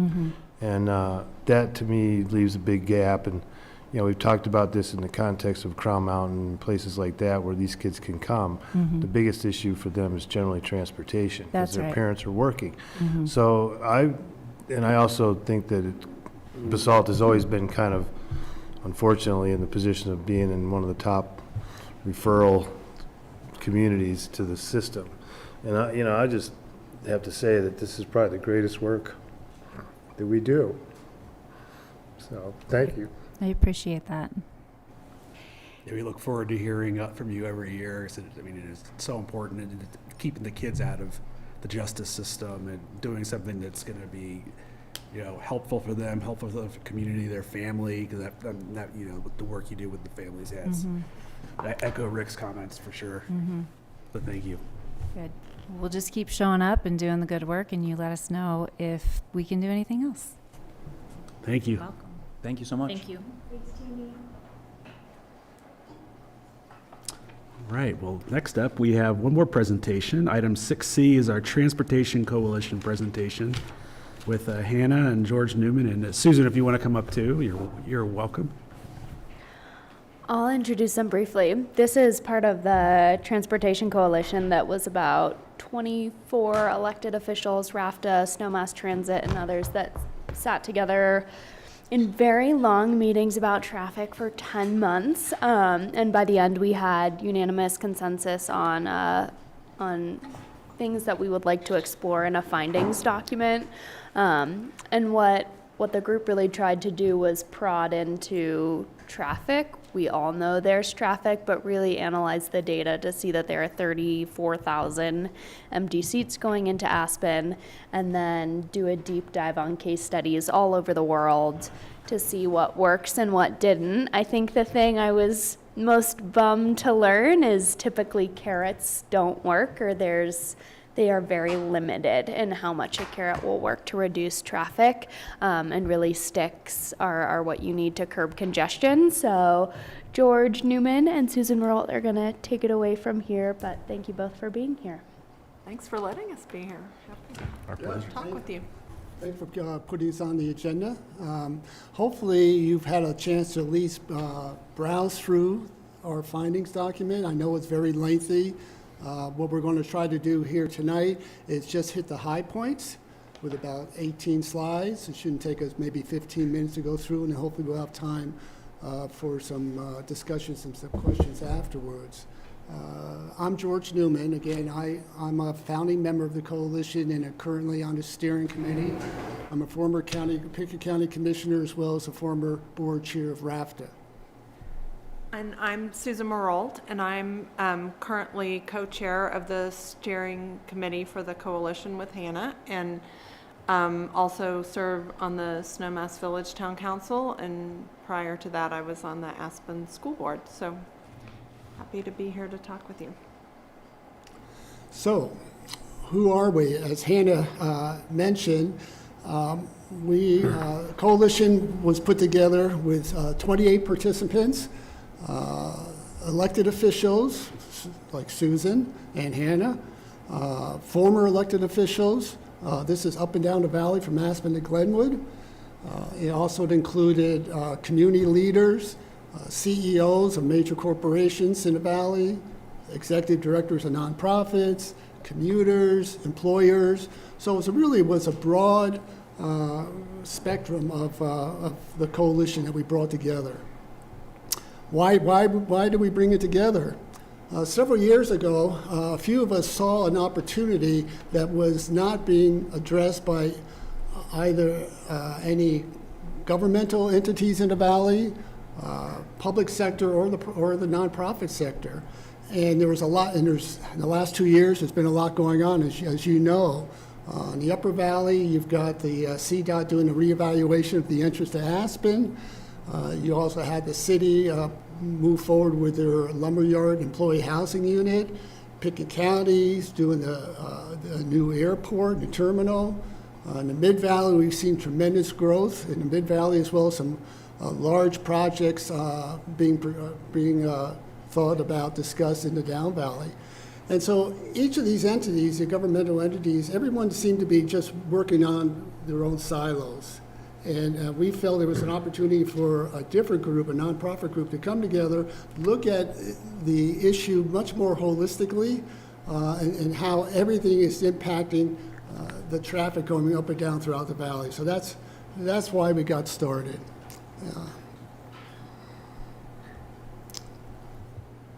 Our main four tenets are to make travel through the valley quicker, easier, safer, and more affordable.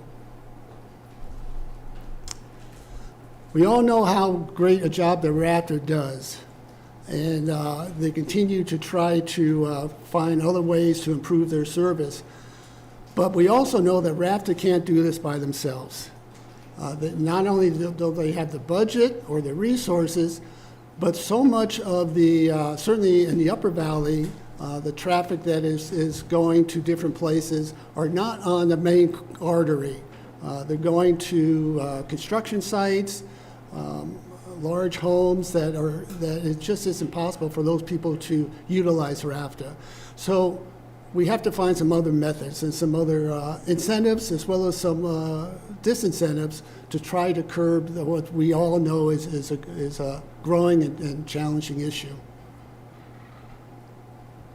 So the opportunity, along with our coalition members, we also had about 8 to 10 resource people who were our traffic planners, traffic engineers, RAFTA CEO Kurt Reverschlag was on it, Pickett County Sheriff was on it. And so Fear and Pierce was our main consultant. They are a national firm, nationally known firm that focuses on transportation solutions for communities as well as engineering.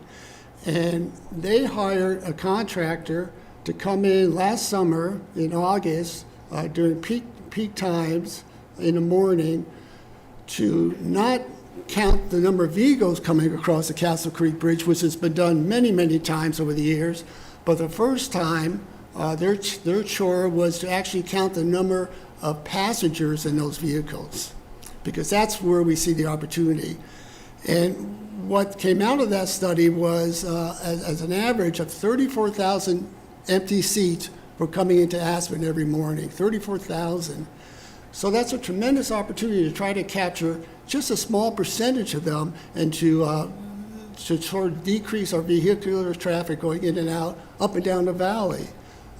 We figure with our consultants that if we can just reduce those number of vehicles up and down, up the valley by only 2,500 vehicles, we would have our congestion problem under control.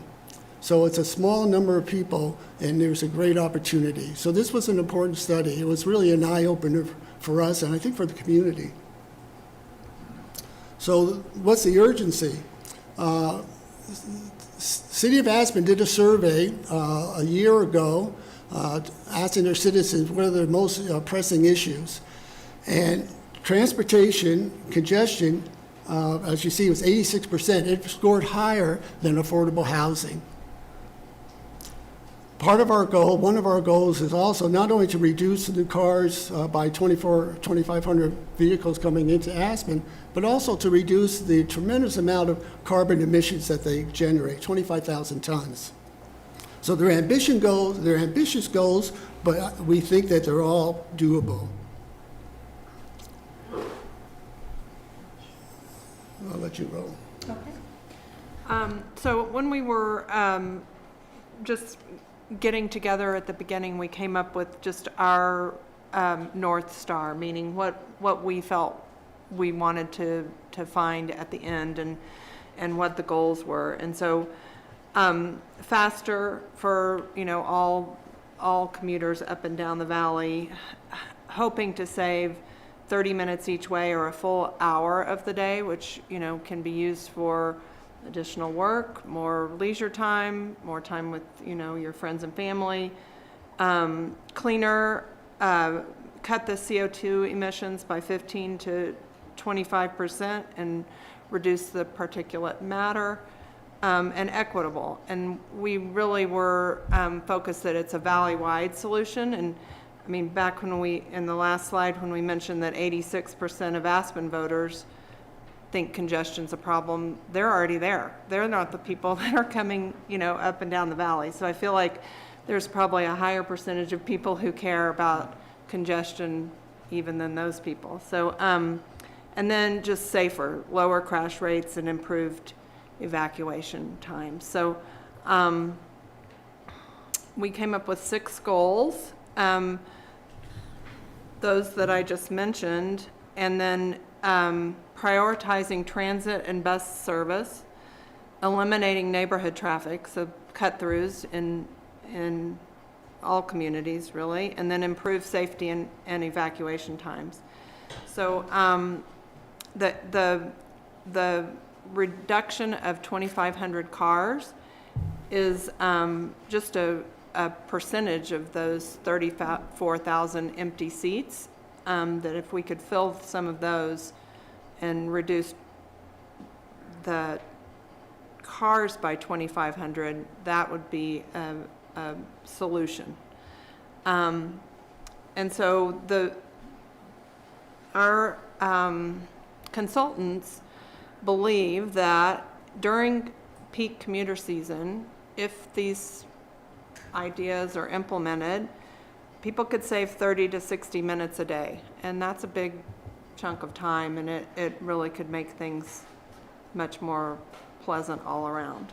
So they gave us a whole slew of options. We went through, we had a sheet this wide of all of the different solutions that could contribute to congestion reduction, and we kind of boiled it down to these 4 strategies. A key strategy is ride-sharing systems, and that's so that out of those 34,000 empty seats, we fill some of those, and then those people are no longer driving their own cars. Enhanced transit service, faster routes, dedicated lanes, mixed traffic in general lanes would reduce.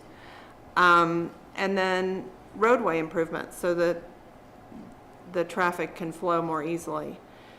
And then finally, after you've kind of implemented some of these strategies, you need actually a disincentive to drive, because there's a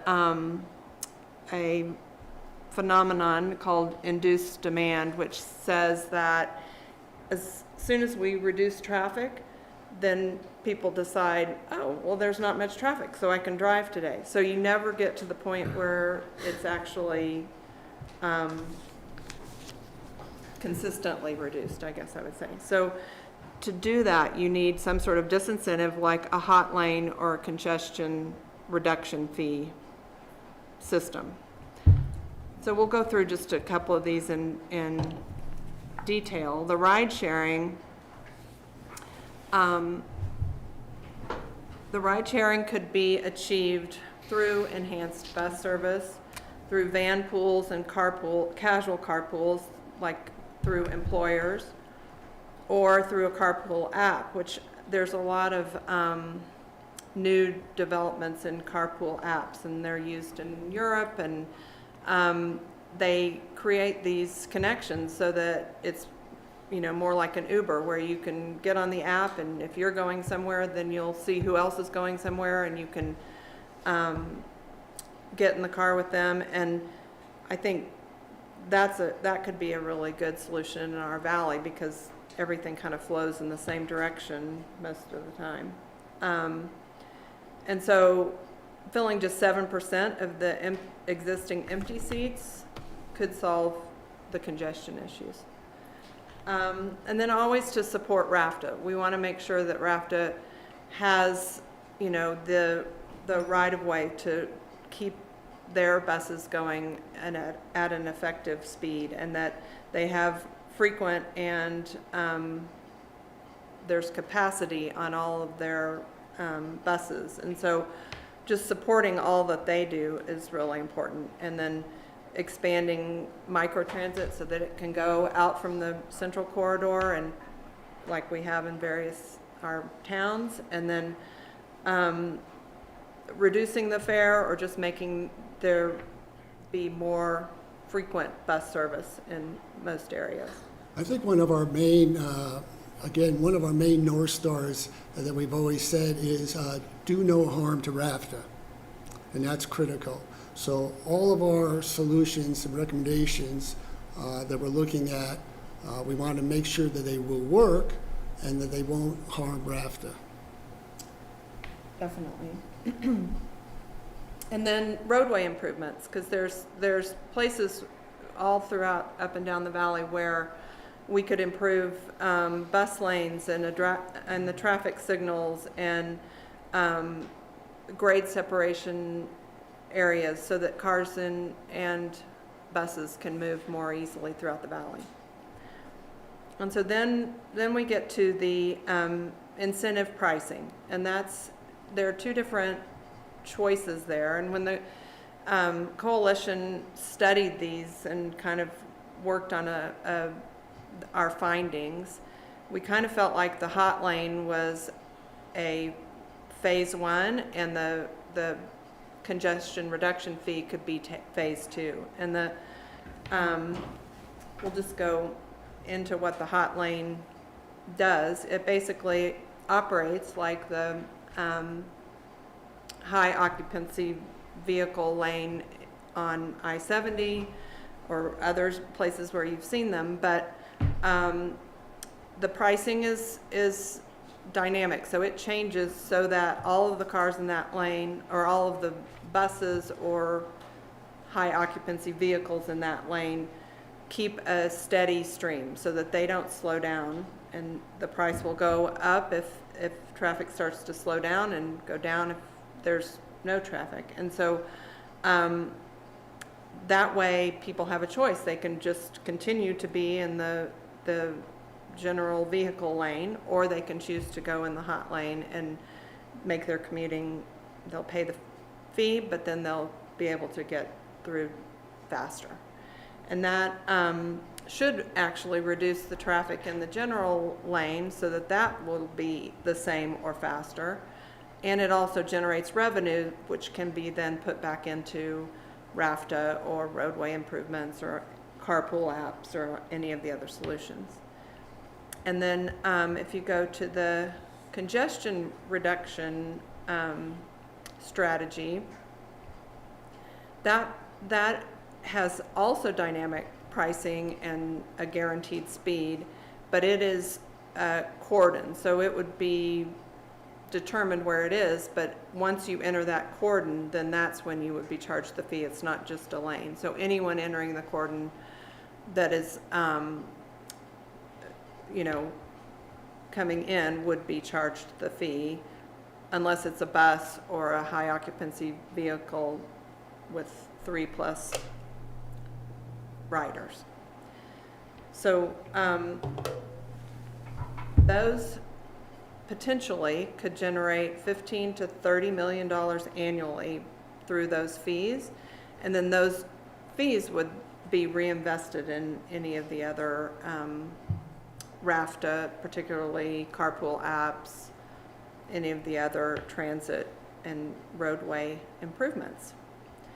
And so what we're doing in this phase of, after we went through all of the findings, is basically just going all through the valley and talking with people. We want to get feedback. This is just a conversation to find out, how everyone feels about the findings and get other ideas. And then we feel like the next step, we incorporate that feedback, then the next step would be to do some modeling. So then we know more specifically how these solutions would work in our valley and what the outcomes could be. So, at first glance, it seems like this is it's an Upper Valley, it's an Aspen initiative that's sort of driving this. And we've seen that in letters to the editors over the last 6 months or so.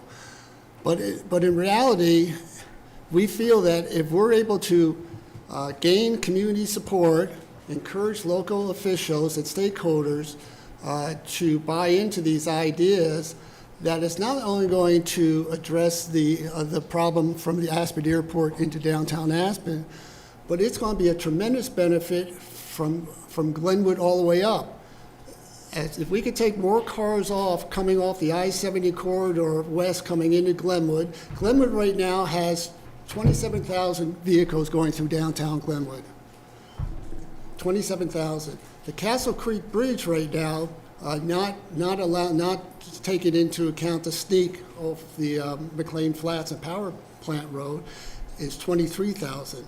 So Glenwood has a tremendous problem going through town. And so if we could capture 7% of the traffic going up the valley, either via carpooling or some sort of fee, it's going to help everybody during those high time commute periods. And will also help RAFTA. Certainly going through Glenwood, if there's less vehicles going through Glenwood, that's going to help RAFTA move along quicker as well. So it's sort of a misnomer that it's an Aspen problem and Aspen's trying to punish everybody. It's a valley-wide problem. We have to look at it from a valley-wide solutions, and all the communities will benefit from it. We'd love to hear your comments or questions or. Thank you. Yeah. What questions or comments do we have? I'm sure there's a lot. I'm going to start with a silly one. The increasing the HOV lane to 3 people. I'm assuming there is some consideration if a vehicle does not actually sit 3 people. We didn't have that question come up that I recall, but that's kind of the feeling is you don't want that high occupancy lane to become too congested. So I think they would say probably that you needed to have 3 people in that vehicle for it to qualify to go into that hot lane. Well, I'm thinking when I gardened and it was just a regular single cab truck, there was just 2 seats. Oh, true. Yeah. So I don't know actually how they would look at that. One of the things we're looking at doing, in fact, we just sent this report with some other data over to the folks, the project management team for the reevaluation to Aspen, which includes the City of Aspen, includes CDOT, includes the Federal Highway Administration. And what we're asking them is Jacobs Engineering, who's hired by the city to look at the reevaluation of the entrance to Aspen, they're already going to include some modeling. We've come up with some other suggestions for modeling. Specifically, if we were to institute a hot lane or a congested reduction fee, would that affect RAFTA's ability to maintain their service? So we want to try to get some modeling in place so we certainly have a better idea, as well as the community, whether it's going to be beneficial or it's not going to be beneficial, certainly as it relates to RAFTA. So that's really an important key for one of our next steps. Can you elaborate on the hot lanes a little bit? I know that's been kind of an evolving conversation because I know Kurt's been involved, but there's that memo that he shared, I know with us and with you all about kind of how that lane's entitled up by the airport, but also I think what you guys are talking about is a broader hot lane that probably would go all the way to Glenwood. There's another conversation that's happened about shoulders and what are CDOT standards for shoulders. You mentioned Europe. They kind of have a barrier, and then every mile or so they have a pullout for wrecks and stuff. So there's a lot to unpack with a hot lane and how you would use our existing alignment of the road to do that. I think you could. Yeah, so again, the modeling is going to tell us, one of the things is we're looking at is where should a hot lane begin? And really the only real congestion point is from the Aspen Airport into town, where there actually is an extra lane currently dedicated to RAFTA. And so that may be the obvious place to experiment with the idea of a hot lane and see how that works, depending on what the modeling comes out to. Glenwood's got 4 lanes going through town. They really don't have any other room in terms of even thinking about a hot lane at this point. However, if we were to institute a hot lane, if we were to institute rideshare apps, again, fewer cars coming up the valley, it's going to be beneficial for all the communities up and down. And before you guys got here, we were talking about carpooling around here, because we have times with, just not to have the whole conversation again, but with Basalt Connect where it gets very crowded and the wait times get longer and people are probably not taking it because, school and whatnot is taking up a lot of the space, and made us wonder, could we do some carpooling even within communities? For sure. Get to use space and cars to go to school, right? I mean, it's hard to find bus drivers.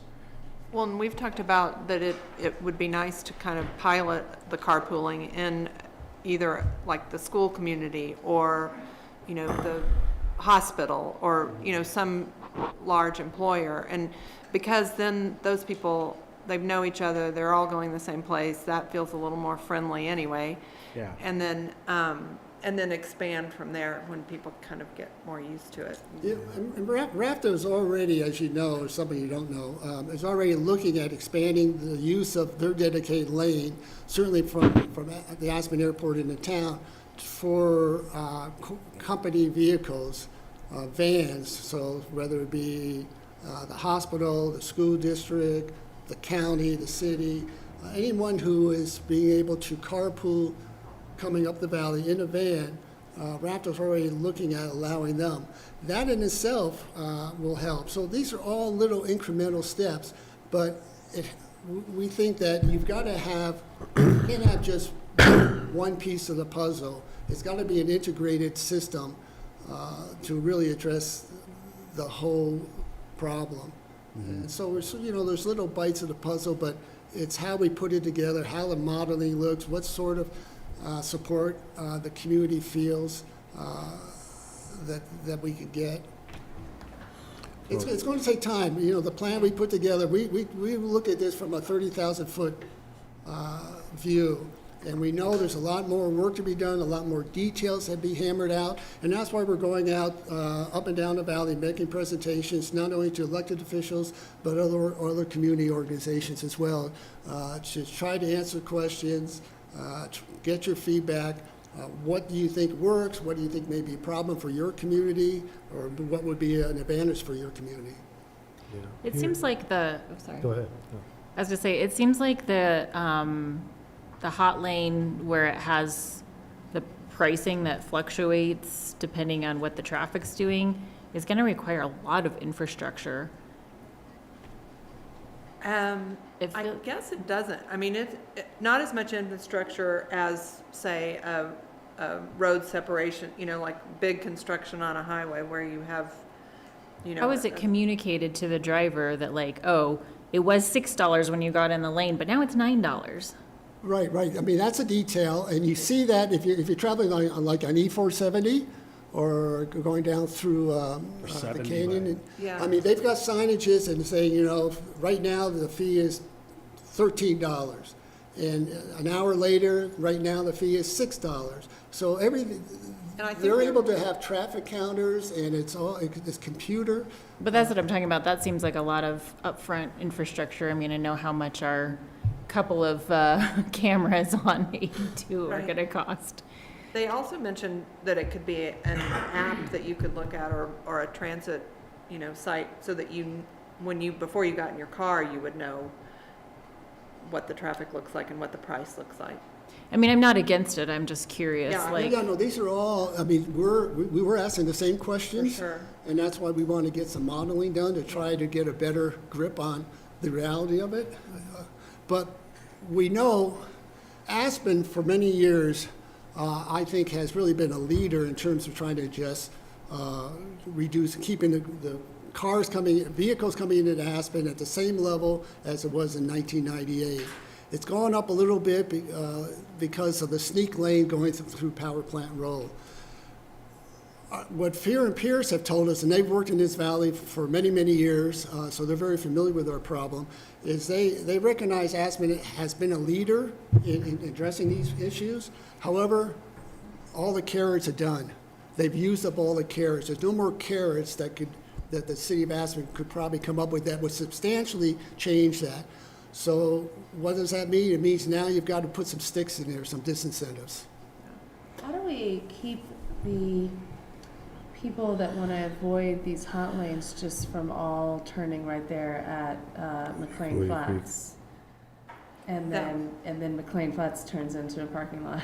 Yeah, that was also a question that came up. And Hopefully the model would catch that, but yeah, you yeah. have to figure out. I mean, the cordon fee you could put all the way around there. So then, if you came in any direction, you would be subject to the fee. But the hot lane's a good point. Yeah. Like, how would you? And that's, Right now, there's 3,000 to 4,000 vehicles going over McLean Flats. Would that increase with a hot lane? Probably not, because some of those people may take advantage. If you're a contractor And would you rather sit in that traffic from the Aspen Airport to town for a half hour? Or would you rather pay 15, 20 bucks to get in there and make some money?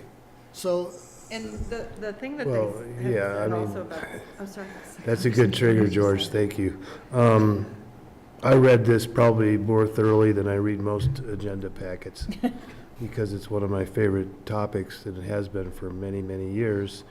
And having been involved in the construction trades for almost 50 years now, and having employees coming as far away as Grand Junction, we put 3 or 4 multi-passenger vans on the road 15 or 18 years ago. Stutzman's following that same model now. Our company's been out of business for a while.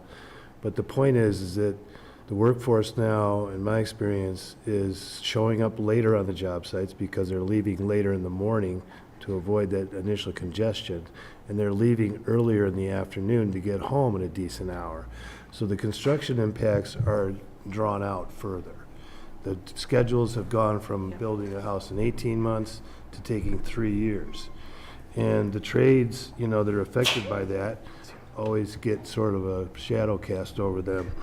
The other feedback I wanted to share with you was earlier we talked about charging a fee for the Basalt Connect system that now is not funded by EOTC, and we'd like them to participate.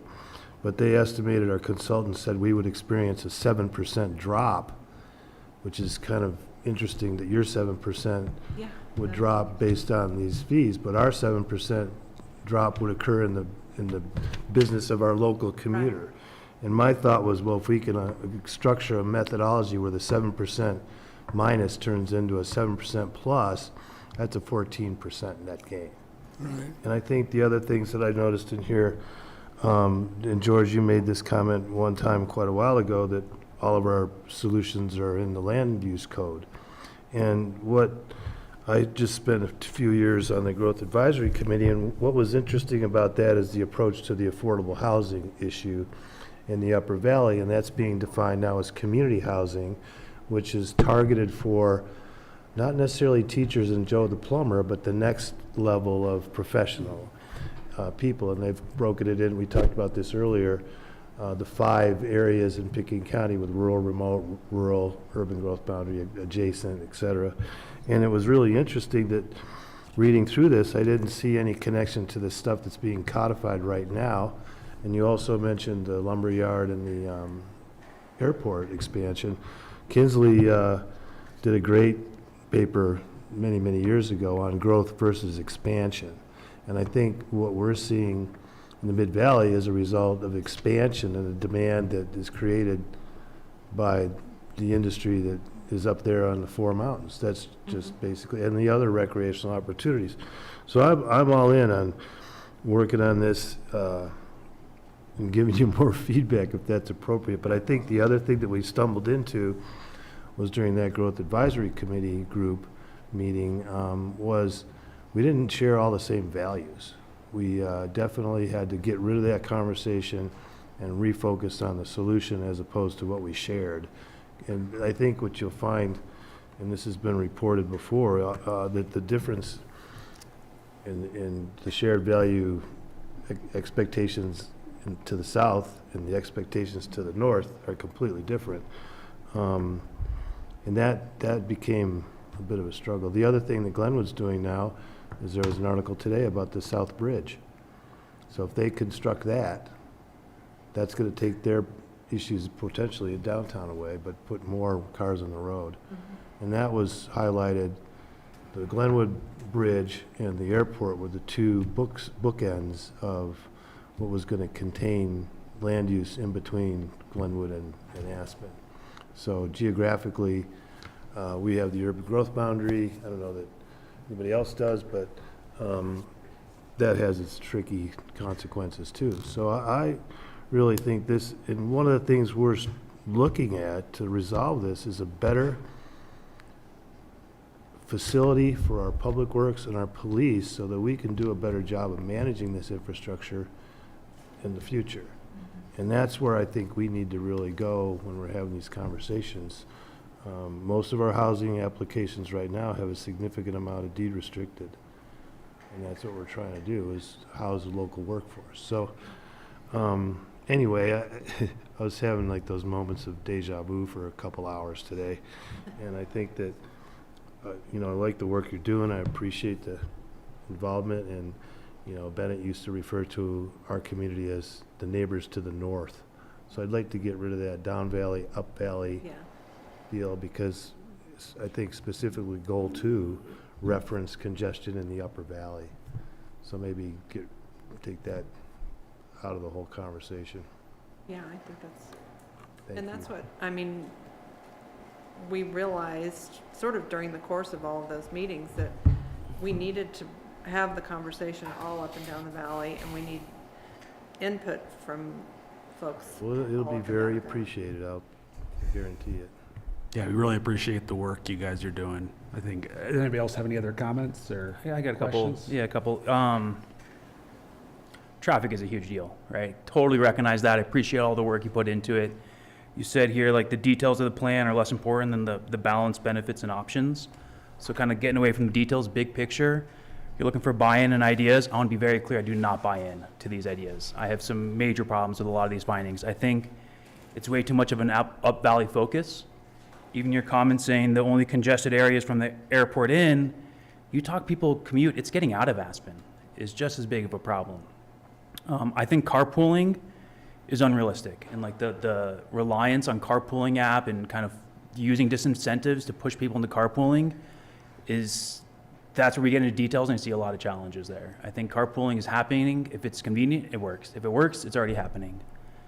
I think the other big thing that got me is you're not addressing what you call these distributed commercial activity centers. These large homes function as distributed commercial activity centers, creating traffic patterns that bypass public transit investments and strain rural road infrastructure.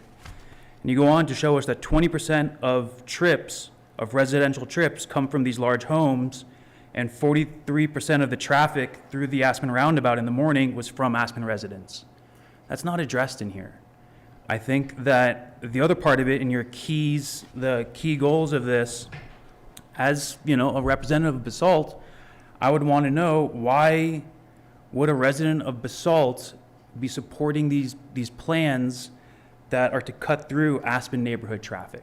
I understand how frustrating that is. I used to live in the West End. I totally get what that's like. But why would somebody in Basalt have to bear that burden? And so just like ideas, so I just had a lot of problems with a lot of the suggestions.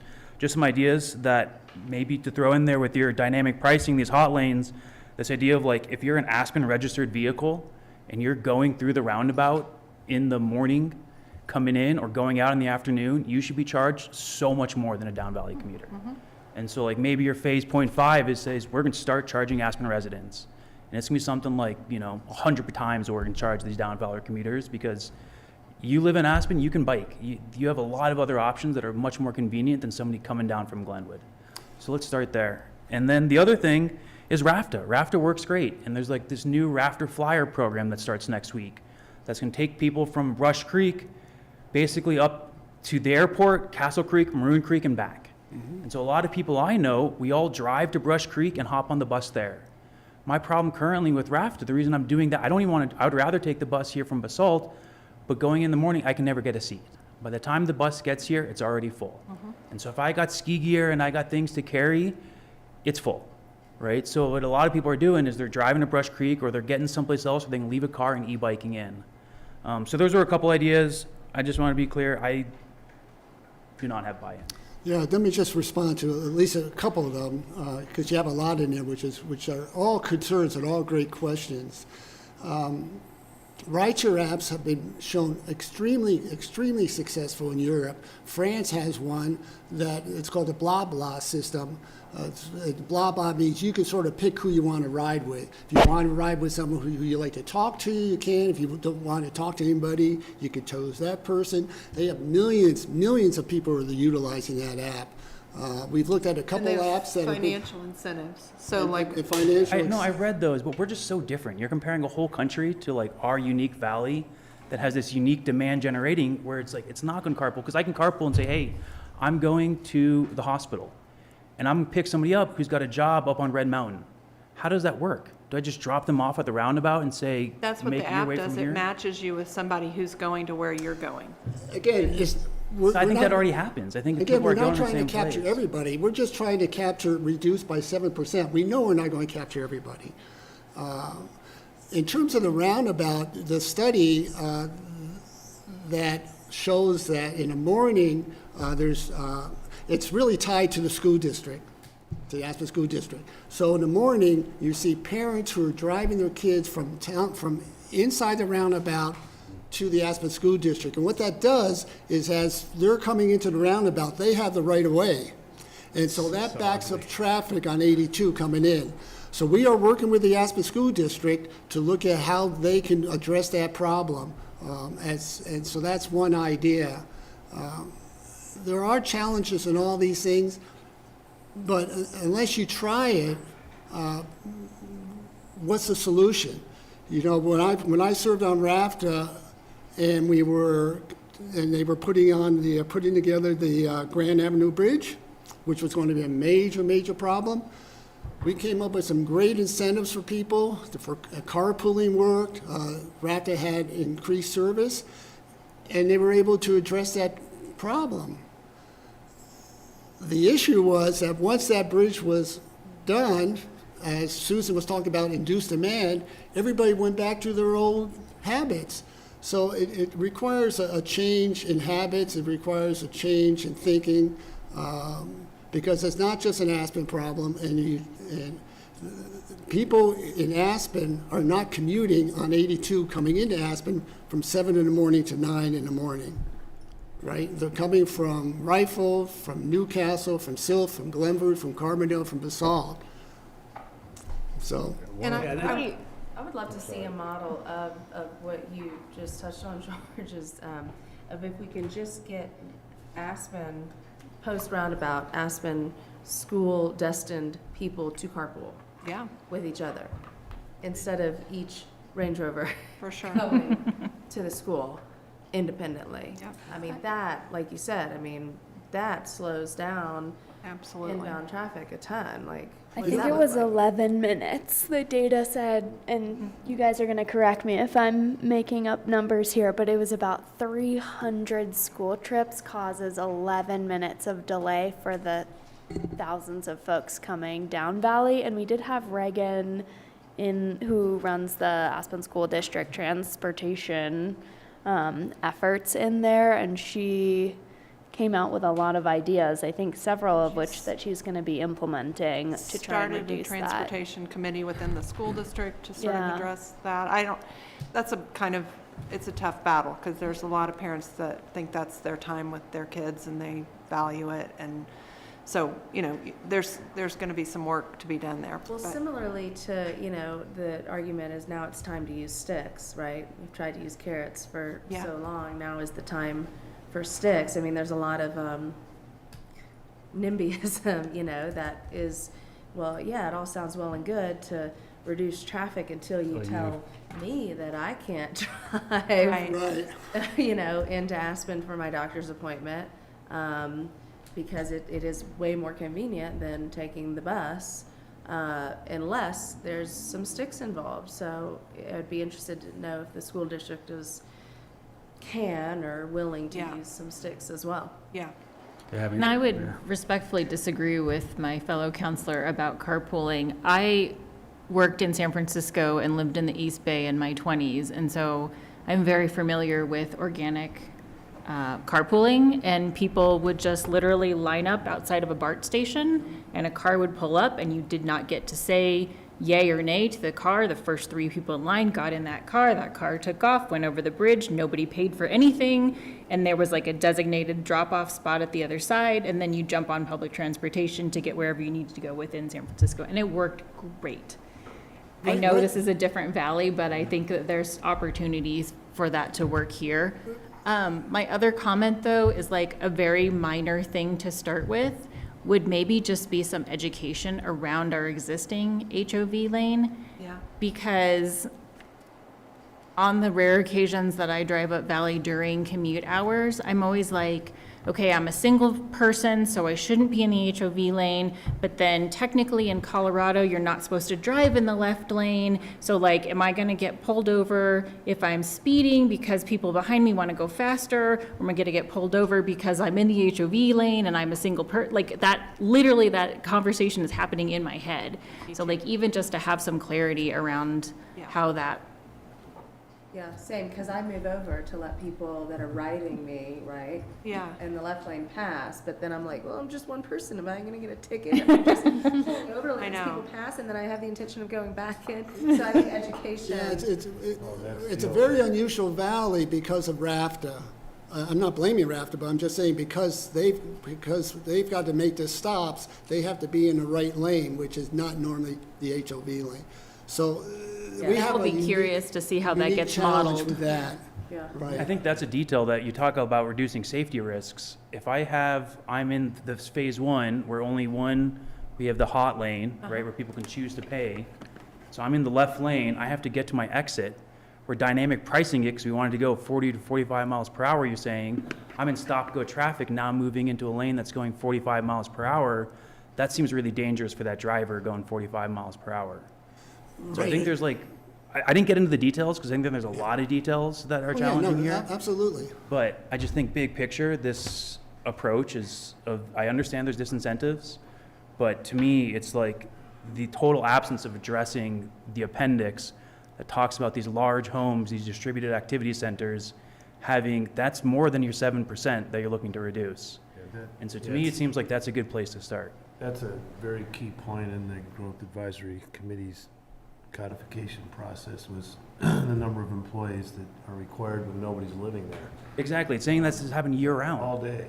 But anyway, back to your notion of collaboration, the RAFRA, Roaring Fork Railroad Holding Authority that Tom Newland and Chris Lane led, got 8 governments to throw in to buy the Rio Grande corridor, and that was probably one of the bigger collaborations this valley's ever seen in terms of that. Then we had the Alignment C that goes through Basalt here, but maybe that could serve as a model for how that worked with the governments, because that, and Newland's still around, so is Lane.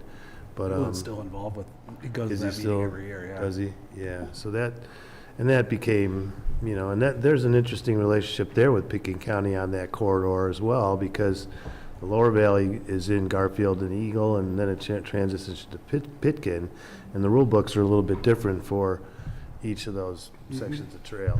Right. So it was cool when we were talking about that initially, because we thought we'd be the first place to have the train start from. Right. Yep. But unfortunately, Bennett can tell you the rest of that. Yeah. But I think that was a really good example of how everybody shared proportionally to their budget cost of this process. And we were initially in the pool as a 1/8, and we said, we aren't 1/8, we're like 1/32 of the funding mechanism. Yeah. So that's the other thing we look at, is I look at the combined budgets of Pitkin and Aspen of $700 million, and we're at 18. Yeah. So, I mean, that's really where we're Well, and I mean, struggling. we're not here because we want you to help pay for Aspen, No, I know, improvements. but that's the level of participation Right. that was modeled. But I would say the things that, because I live in Snowmass Village, so I have the same issue of, coming into Aspen. And when I look at the hot lane, I think, okay, well, that gives me a choice. If I'm really in a hurry, I'm willing to pay, I can get in the hot lane. The other lane actually will go faster than general traffic does now because more cars will be in the hot lane. So it's actually, the idea is that it's better for everyone. You have a choice. It's not any worse than it is now. So it's helping everyone all the way up valley, regardless of where the hot lane is installed, I guess. And again, modeling is going to tell us a lot. We need to do modeling. But the beauty of all these ideas are they're flexible, they're experimental, they could be changed, they could be adapted, relatively without a lot of cost compared to the millions and millions of dollars that's going to cost to add more lanes, more concrete, right? Or more buses, for that matter. Yeah. So anyway, that's the challenge.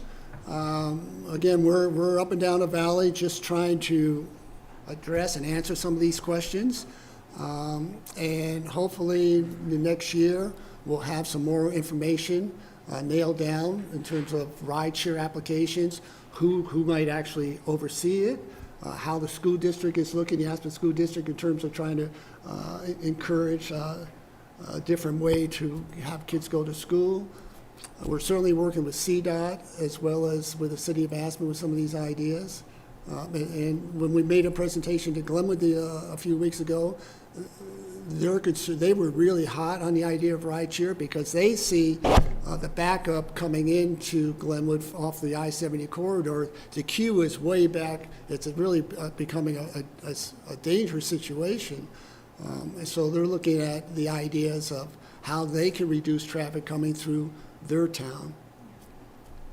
And they reduce traffic coming through their town. It means you got less traffic coming up and down the Mid-Valley and into Aspen. So, it's a regional problem. It needs to be addressed as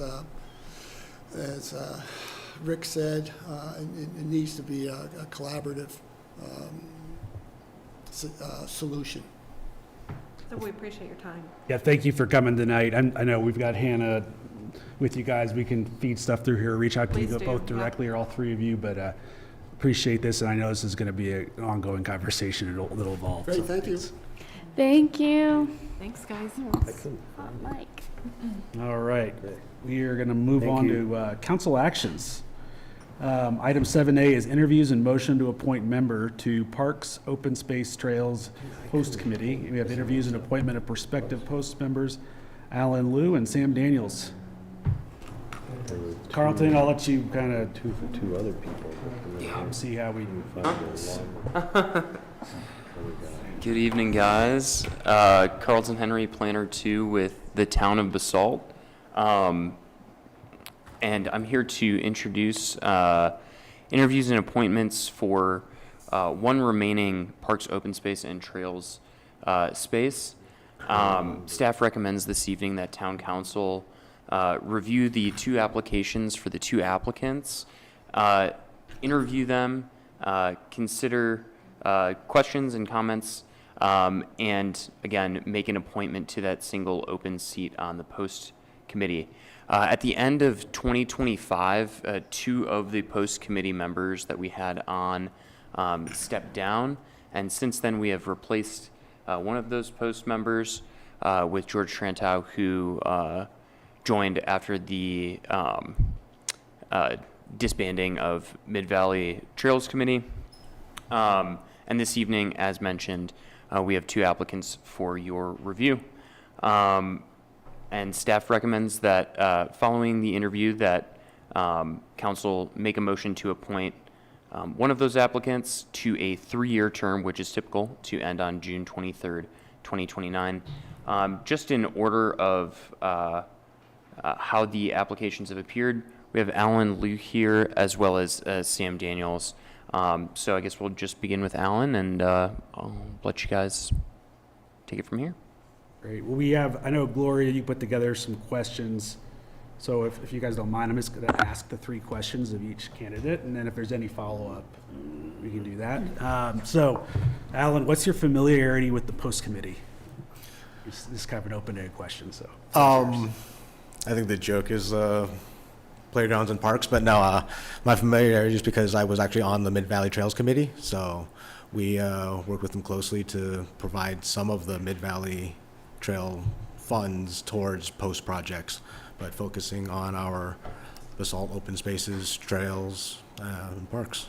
But just providing supporting the open space that we all love. Great. And what opportunities do you see for town council in relation to post in 2027? Can you repeat that again?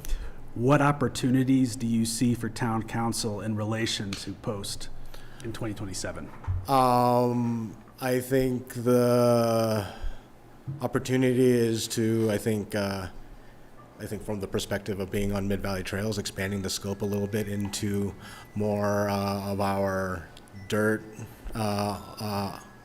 trails and not just local parks. I feel like there's been amazing investments in our local parks and paths that there's an opportunity to maximize and connect all the different areas of Basalt with different trails, but also expand on going into our surrounding areas that we should also maintain and steward.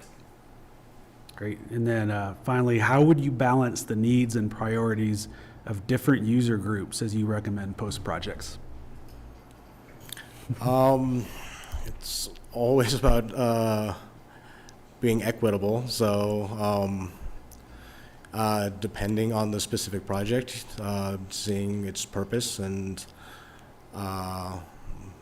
making sure it serves all users and what the intended purpose is. So obviously evaluating, improving a park to a more remote trail that might be more towards hikers and bikers would require different evaluation, but to understand its purpose, to be able to allow all the user groups to access the trail. Any follow-up questions for Alan? I had a question. Yeah. Good to see you, Alan. Good to see you, Greg. Alan and I went to elementary through high school. Yeah, grew up together. Known you a long time, but unfortunately haven't seen you since. Glad to see you here and showing up, and thank you for your willingness to be a part of kind of local government. So my question would be, it's kind of a two-part question. So the first part, in just a few words, like how do you use parks, open spaces, and trails? I'm an avid mountain biker, and road rider, so I use all of our paved trails to get to the mountain biking trails, and then I have a dog, so I enjoy all the parks here. I do use Crown Mountain a little bit more, so I know that's a little bit out of the reach here, but I think growing up in this valley, I think it's just our open spaces are what we use all that makes us so special. Oh, and yeah, Basalt River Park. I love soaking in there to kind of recover. So I know you're a big biker. Yeah. And so really the real question though, I'm curious, and that's kind of what I'm learning new to this whole thing, is to think about another user group whose needs are different than yours, and how would you summarize what's important to them? And because one thing that I've been learning in this place is having to really advocate and represent for people that you don't share the same needs with, right? And it might be something that you don't, because Post is a really important committee. It's got a lot of money. And so how would you support or summarize a different user group's needs? I think being on Mid-Valley Trails, we looked at how we had to provide safety signage for equestrian usage. So we supported the groups there on evaluating their needs and projects on, they had an initiative of trying to educate all users of the groups on the safety of how to interact with equestrians on trail.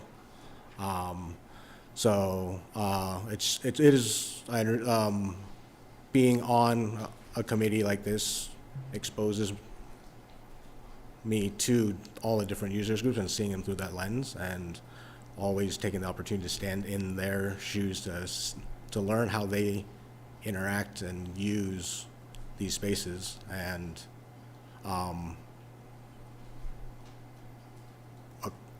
do the best to kind of accommodate to their desires and needs. Thanks, Greg. Any other questions for Alan? All right. Sam, do you want to come up?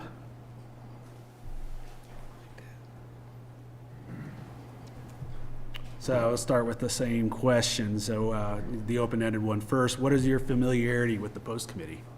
Yes, happy to answer. I am a licensed landscape architect. I work here in town at Design Workshop.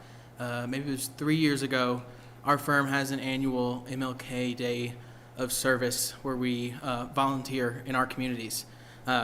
It's January, it's snowy, so I had the idea of offering our services to the town of Basalt.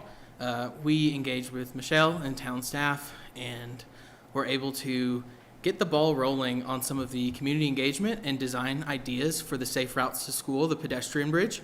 So I got to lead the engagement with the Girl Scouts and get their ideas and feedback on the pedestrian bridge and its future. We then presented to the Parks, Open Space, and Trails Committee, so that was my first experience with them. I've also had the opportunity to shadow their last 2 meetings, which I found really insightful, and am ready to get plugged in if that's the direction you guys move. Thank you. And next question is, what opportunities do you see for town council in relation to post in 2027? Absolutely. So I think Basalt has a wonderful parks, open space, and trails system. To me, I see the post committee and the town council as the shepherds of something that is already great. You'll have wonderful staff working out in the parks and in your open space, and I see it as a collaboration and a way to continue like how much I've seen our town and how vibrant some of these, Old Town has become since the construction has moved on, and then as well as the construction of the park. I love the Wednesday night concert series. I also work over there, so I'm walking the trail all the time. But just to summarize, I think it's continuing to shepherd something that's already world class. Thank you. And final question of the regular ones, or the prepared ones. How would you balance the needs and priorities of different user groups as you recommend post projects? Absolutely. As a landscape architect, community engagement and different user groups are always at the front of my mind. I'm doing some work in Aspen right now on John Denver Sanctuary in the Rio Grande Park, and a lot of my work is observation, being out there and spending time and just seeing how people use these spaces. And in that instance, you have a park that was built before the Americans with Disabilities Act, and you see someone push a stroller and then stop and then look and turn around because they can't experience the rest of the park. You start to see people who start to stumble around the boulders, but really observing is a core value of mine, and understanding to see how people use spaces and how we as a community can help them get better access. Thank you. Any further follow-up questions? I'd like to ask it kind of ties in. I'll try to word it maybe better.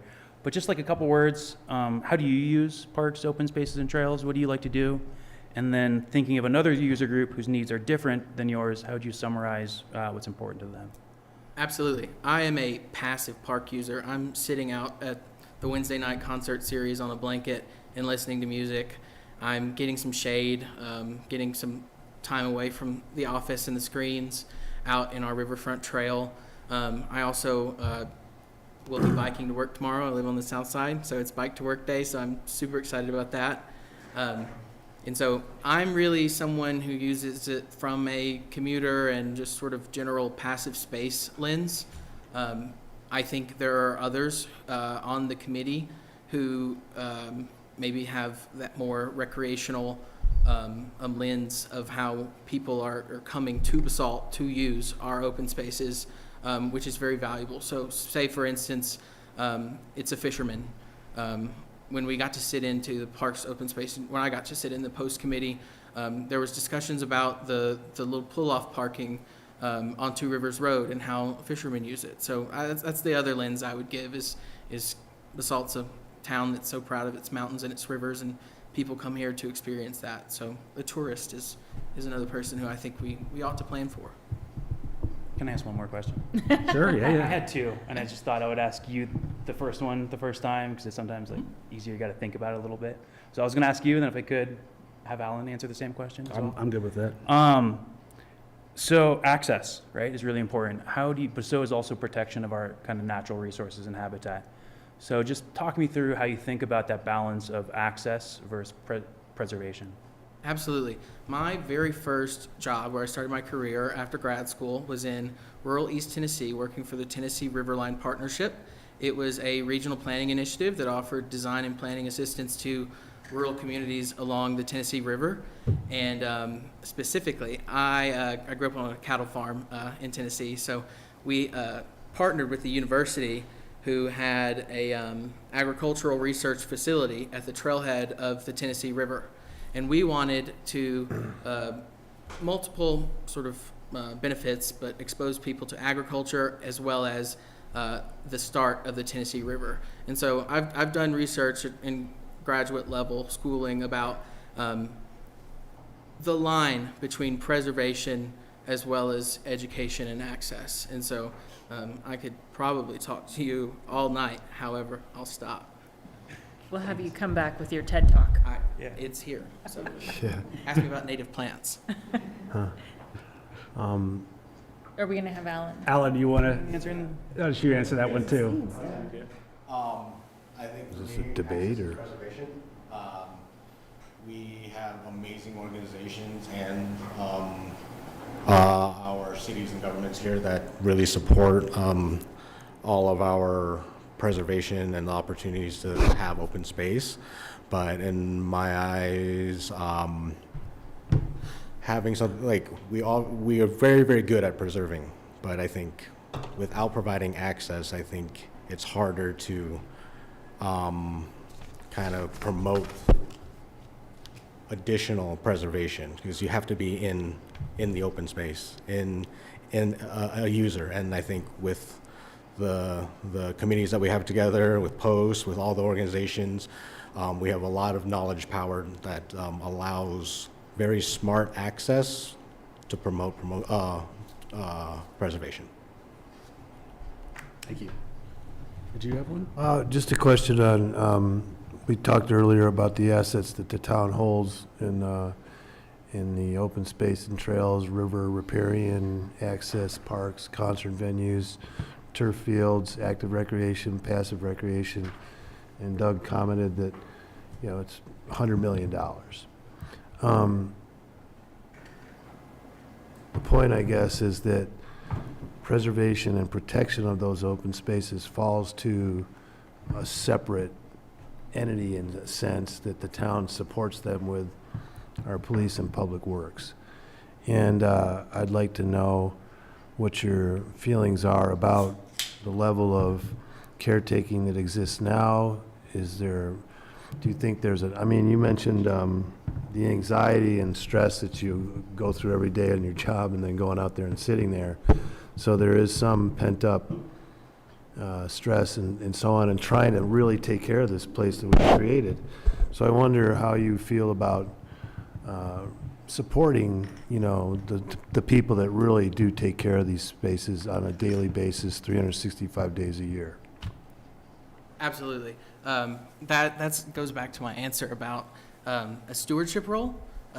I work over in the river park, so I see the Chris, the town arborist, out there like doing manual labor all day, every day. And so I'm very cognizant and want to recognize the labor of the people who maintain our open spaces. I see that, and I want to join the committee as a voice and a fellow steward, not so much as a critic. So. Thanks. Do you want Alan to Alan to answer take that? a swing Sure. at that one too? I didn't know it was round robin, but yeah, go for it. Can you repeat your question again? The support that the open spaces, trails, recreation, active, passive, river, riparian, et cetera, sidewalks, 7-Eleven bridge, all those things that are on the list that don't have, mountain biking and trails. And my kid's been riding that stuff before it was legit. So we have that in front of us to see if we're up staffing appropriately, funding appropriately, maintaining appropriately to a level that maintains where we are today. And like I said, the asset is in land value alone significant. So how do you feel about taking a look at that as we go forward? I think it's super important. One of the drivers of why I'm here tonight is what we were doing, and I don't want to keep bringing up Mid-Valley Trails, but the reason I'm here is that in our tiny little percentage of what now is part of the post budget, you know, we were very effective in those dollars of supporting like RFMBA to build all the trails on the crown, and supporting all the volunteers and all the paid workers actually did that, supporting all the different projects. So like investment in people to maintain, like to create and maintain is very, very important. And I think why I'm here today is that I don't want to go too much on a tangent here, but because of how Mid-Valley Trails got disbanded, I feel like my volunteerism of stewarding those funds and maintaining trails that we've started to build, my voice has potentially disappeared into a very, very big bucket now. And that's where one of the reasons I'm standing here is to advocate for maintenance and supporting and protecting everything that we've built. So not just the ones that we started, but everything that Post has done to today. Okay, thanks. Can I ask Carlton a question? Yeah. Just a generic question. What's the balance of folks who live in Old Town compared to Willits on the Post board? Since we have let me parks pull and up my trails strewn all over the list place. here. I can give you. And while you're looking at that, I have a similar question. Who else from Mid-Valley Trails is currently on the Post committee? We have a couple people from Mid-Valley Trails on our committees in general. They're an involved bunch. But on Post, it's just George Trantow right now, who was previously a Post member and then long-serving member of Mid-Valley Trails Commission. Thanks. I will pull up the applications here. I can tell you, Jason lives in Old Town. Paul lives in Old Town. Mercedes lives in Old Town.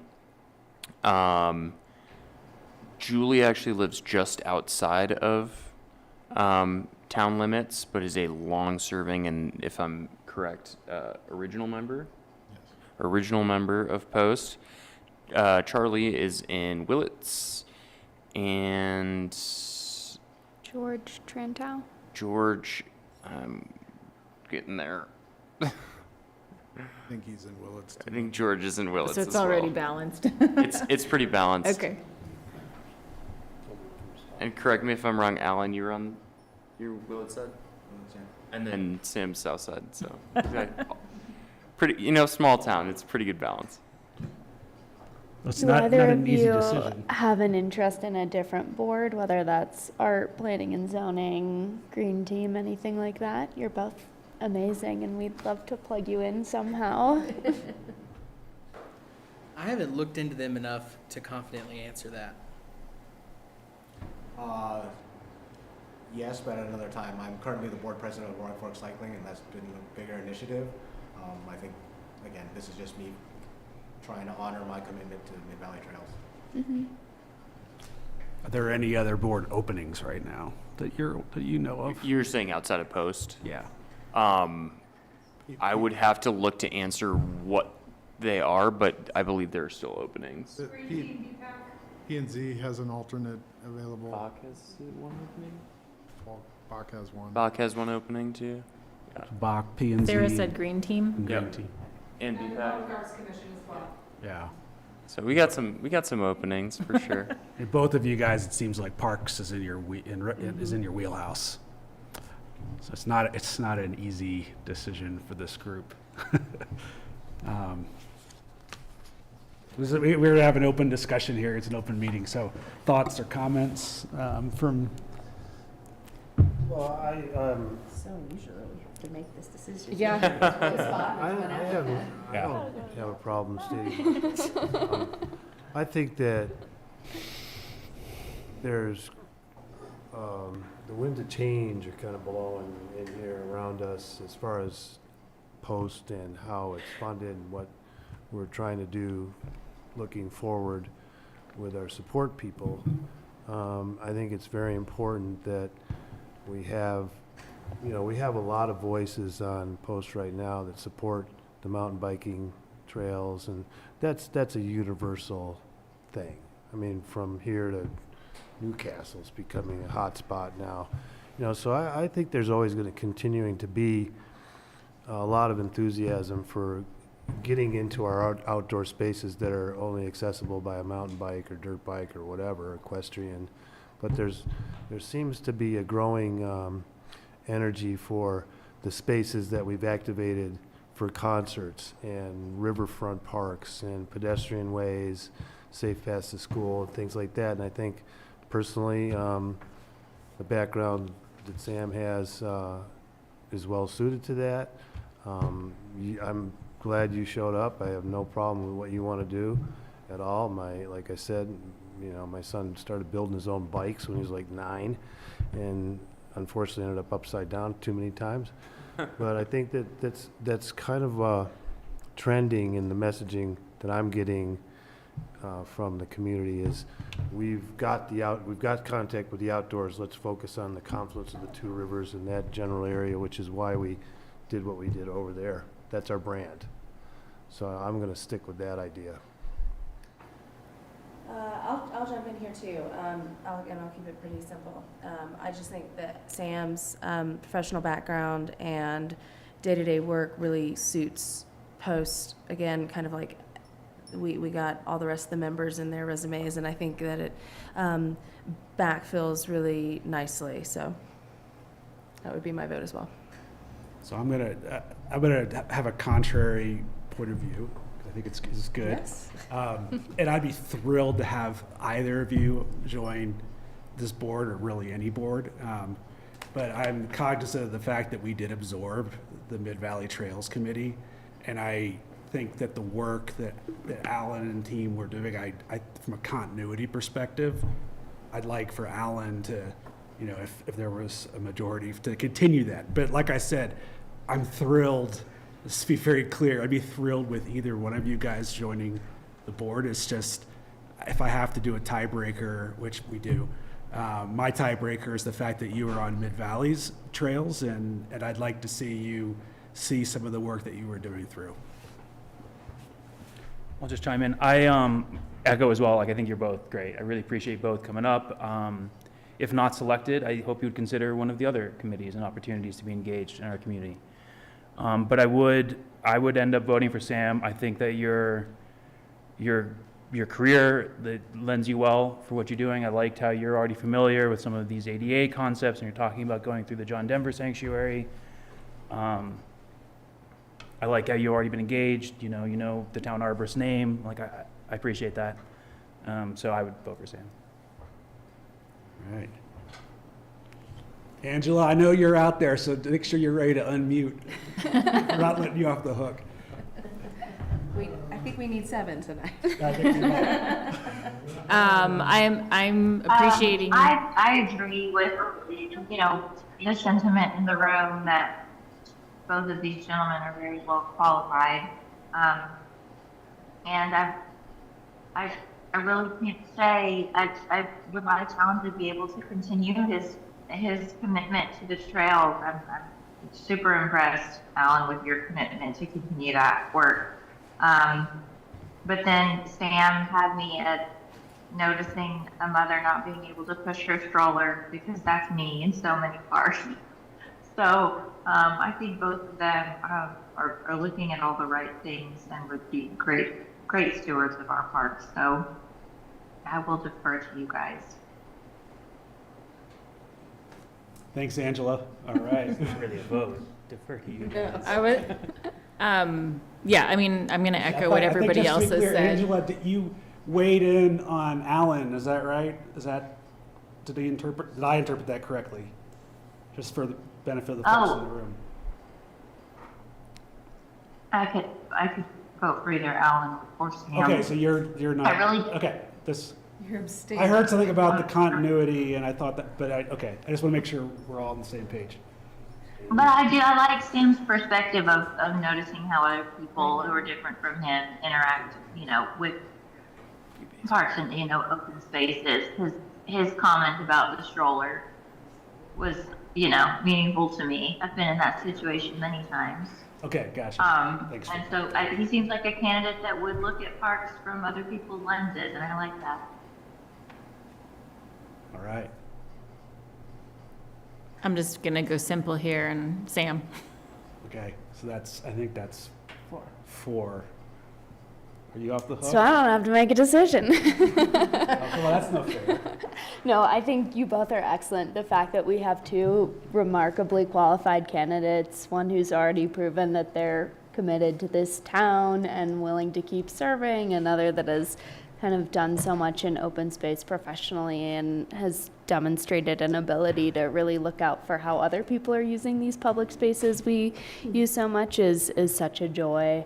One thing on my mind is the cost of maintaining all of our assets. I feel like we keep hearing from Doug, we want to do all of these things and we need to make sure that we can pay for their upkeep and maintenance and our staff. And I think your job professionally might give you a better sense of those financials, but I don't know what term limits look like, but I'm generally a favor of getting people in the door. Like, this is civic engagement at its best and democracy at its best. And if there are members who have been on post for a long time and might want to let some fresh new faces who would do excellent work on the board, I'd certainly encourage that. Yeah, maintenance is going to be critical. Rethinking how we do some of that, I think, in the next this year and probably next year too, as far as how we allocate finite resources. In looking at the applications today, as we were pulling those for you guys, there are going to be some people coming up in the next, they're only 3-year terms. So if that's something that council wants to consider to discuss and to direct staff to, try to bring in some new blood, we can have those conversations. But there will definitely be some folks next year who will be up. Yeah, if there's open, I'd love, Alan, for you to do Alan, something. if you would please come back. Yeah, please come back and I guess we can't say you're a shoo-in, but. I will be at the post meetings. Yeah, and if there's an opportunity, somebody said alternate, I don't know what the bylaws allow, but if we don't have a post alternate, maybe that is an opportunity. I think that's some good direction. And I will just state for the record and for anybody who's online here, all of our citizen board committees are open, and we love to have people come in, if you're not presenting, if you're not on the board, and they're relatively casual. So you get the opportunity to make your voice heard, even if you're not voting on the items. And I think it's a great way to get plugged in. So, yeah. Please come. The bylaws don't currently allow for an alternate, but there are staggered terms and they're 3 years, so there should be somebody coming up every year. And are there term limits? Not that I know. It does not appear so. There's a founding member. I know, that's what's in my mind. And we set the we set the length of the term, but yeah, they can re-up as much as we'll have them and they want to do it, Which I think is probably necessary to protect in the years that we're not so lucky to have qualified. If someone does want to continue to serve, they can do so out of default and necessity. We wouldn't want to kick somebody off and have an empty seat. Exactly. Totally. Yeah. This is a unique situation. Yeah, I wish we had to make It's the this second time. tough decision every time. Well, does someone want to make a motion for Sam? Mayor, I move that town council appoint Sam Daniels to post for a 3-year term to end June 23rd, 2029. Second. It's been moved and seconded. We have to do a roll call because Angela's online. Pam, will you please call the roll? Sure, absolutely. Let's begin with Hannah Berman, Yes. Angela Anderson, Yes. Rick Stevens, Yes. Angel Dupré-Bouchard, Yes. Greg Shaffron, Yes. David Knight, Yes. and Elise Hoddle. Yes. Motion carries unanimously. Thank you.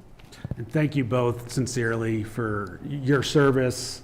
And I hope you stay involved, and I hope we can find a formal home for you too. But I just appreciate what both of you have done and are wanting to do. So thank you. Thanks, Carl. Come back in 6 months.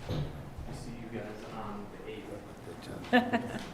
All right, we have one more item left. Item 7B, first reading ordinance number 14, series of 2026. An ordinance of the Town Council of the Town of Basalt, Colorado, vacating a water line easement and approving a license agreement for property located at 142 Swinging Bridge Lane, Basalt, Colorado. Sarah? Thank you, Mr. Mayor. I want to introduce online, we have the applicant's representative, Scott Broughton, who is the architect as well as the representative. Scott, I hope you are still here with us tonight. Still here. Oh, awesome, thank you. So as you mentioned, this is first reading of ordinance number 14, series of 2026.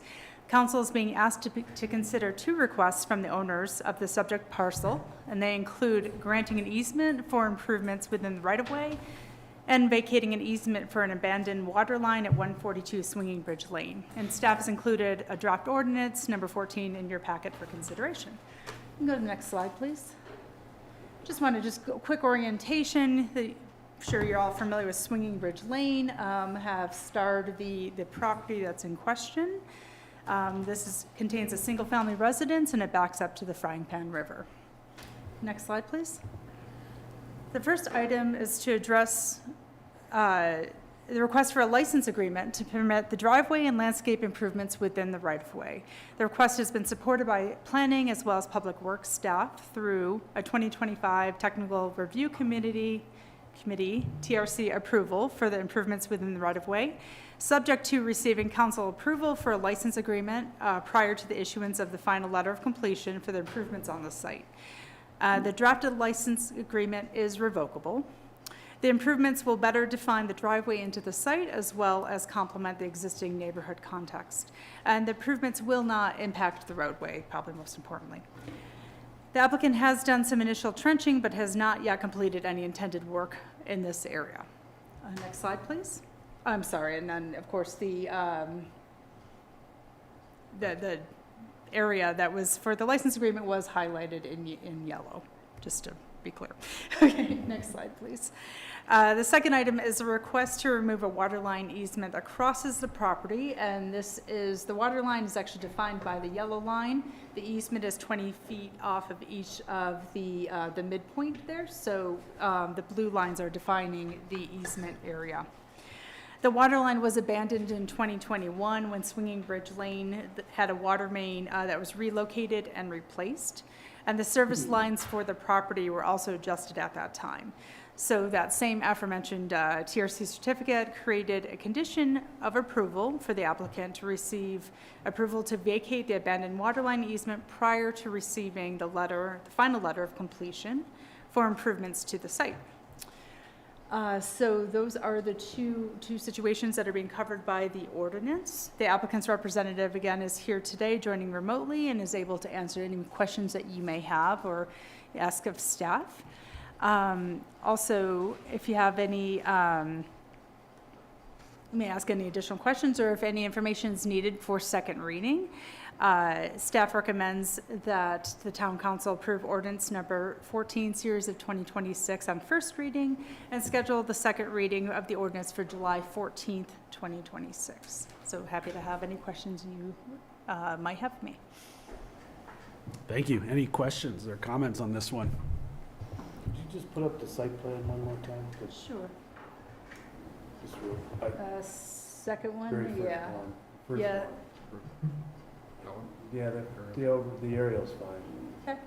Okay, I just was wondering where I got the cul-de-sac trail, so I know what you're talking about. Mhm. And I would add that this is a similar request to one that council saw in the last year or so on 124 Swinging Bridge. There was a vacation of a water line easement on that one as well because that whole water line was vacated.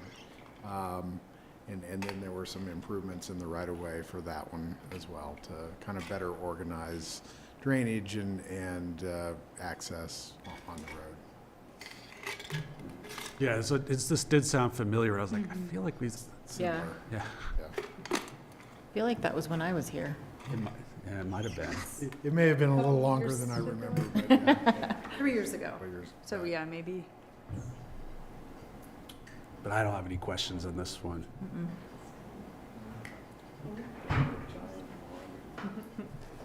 Mayor.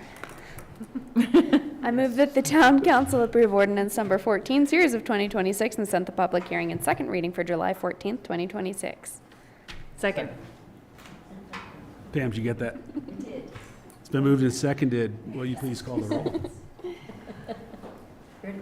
Roll call? Please. Let's begin with Rick Stevens, Yes.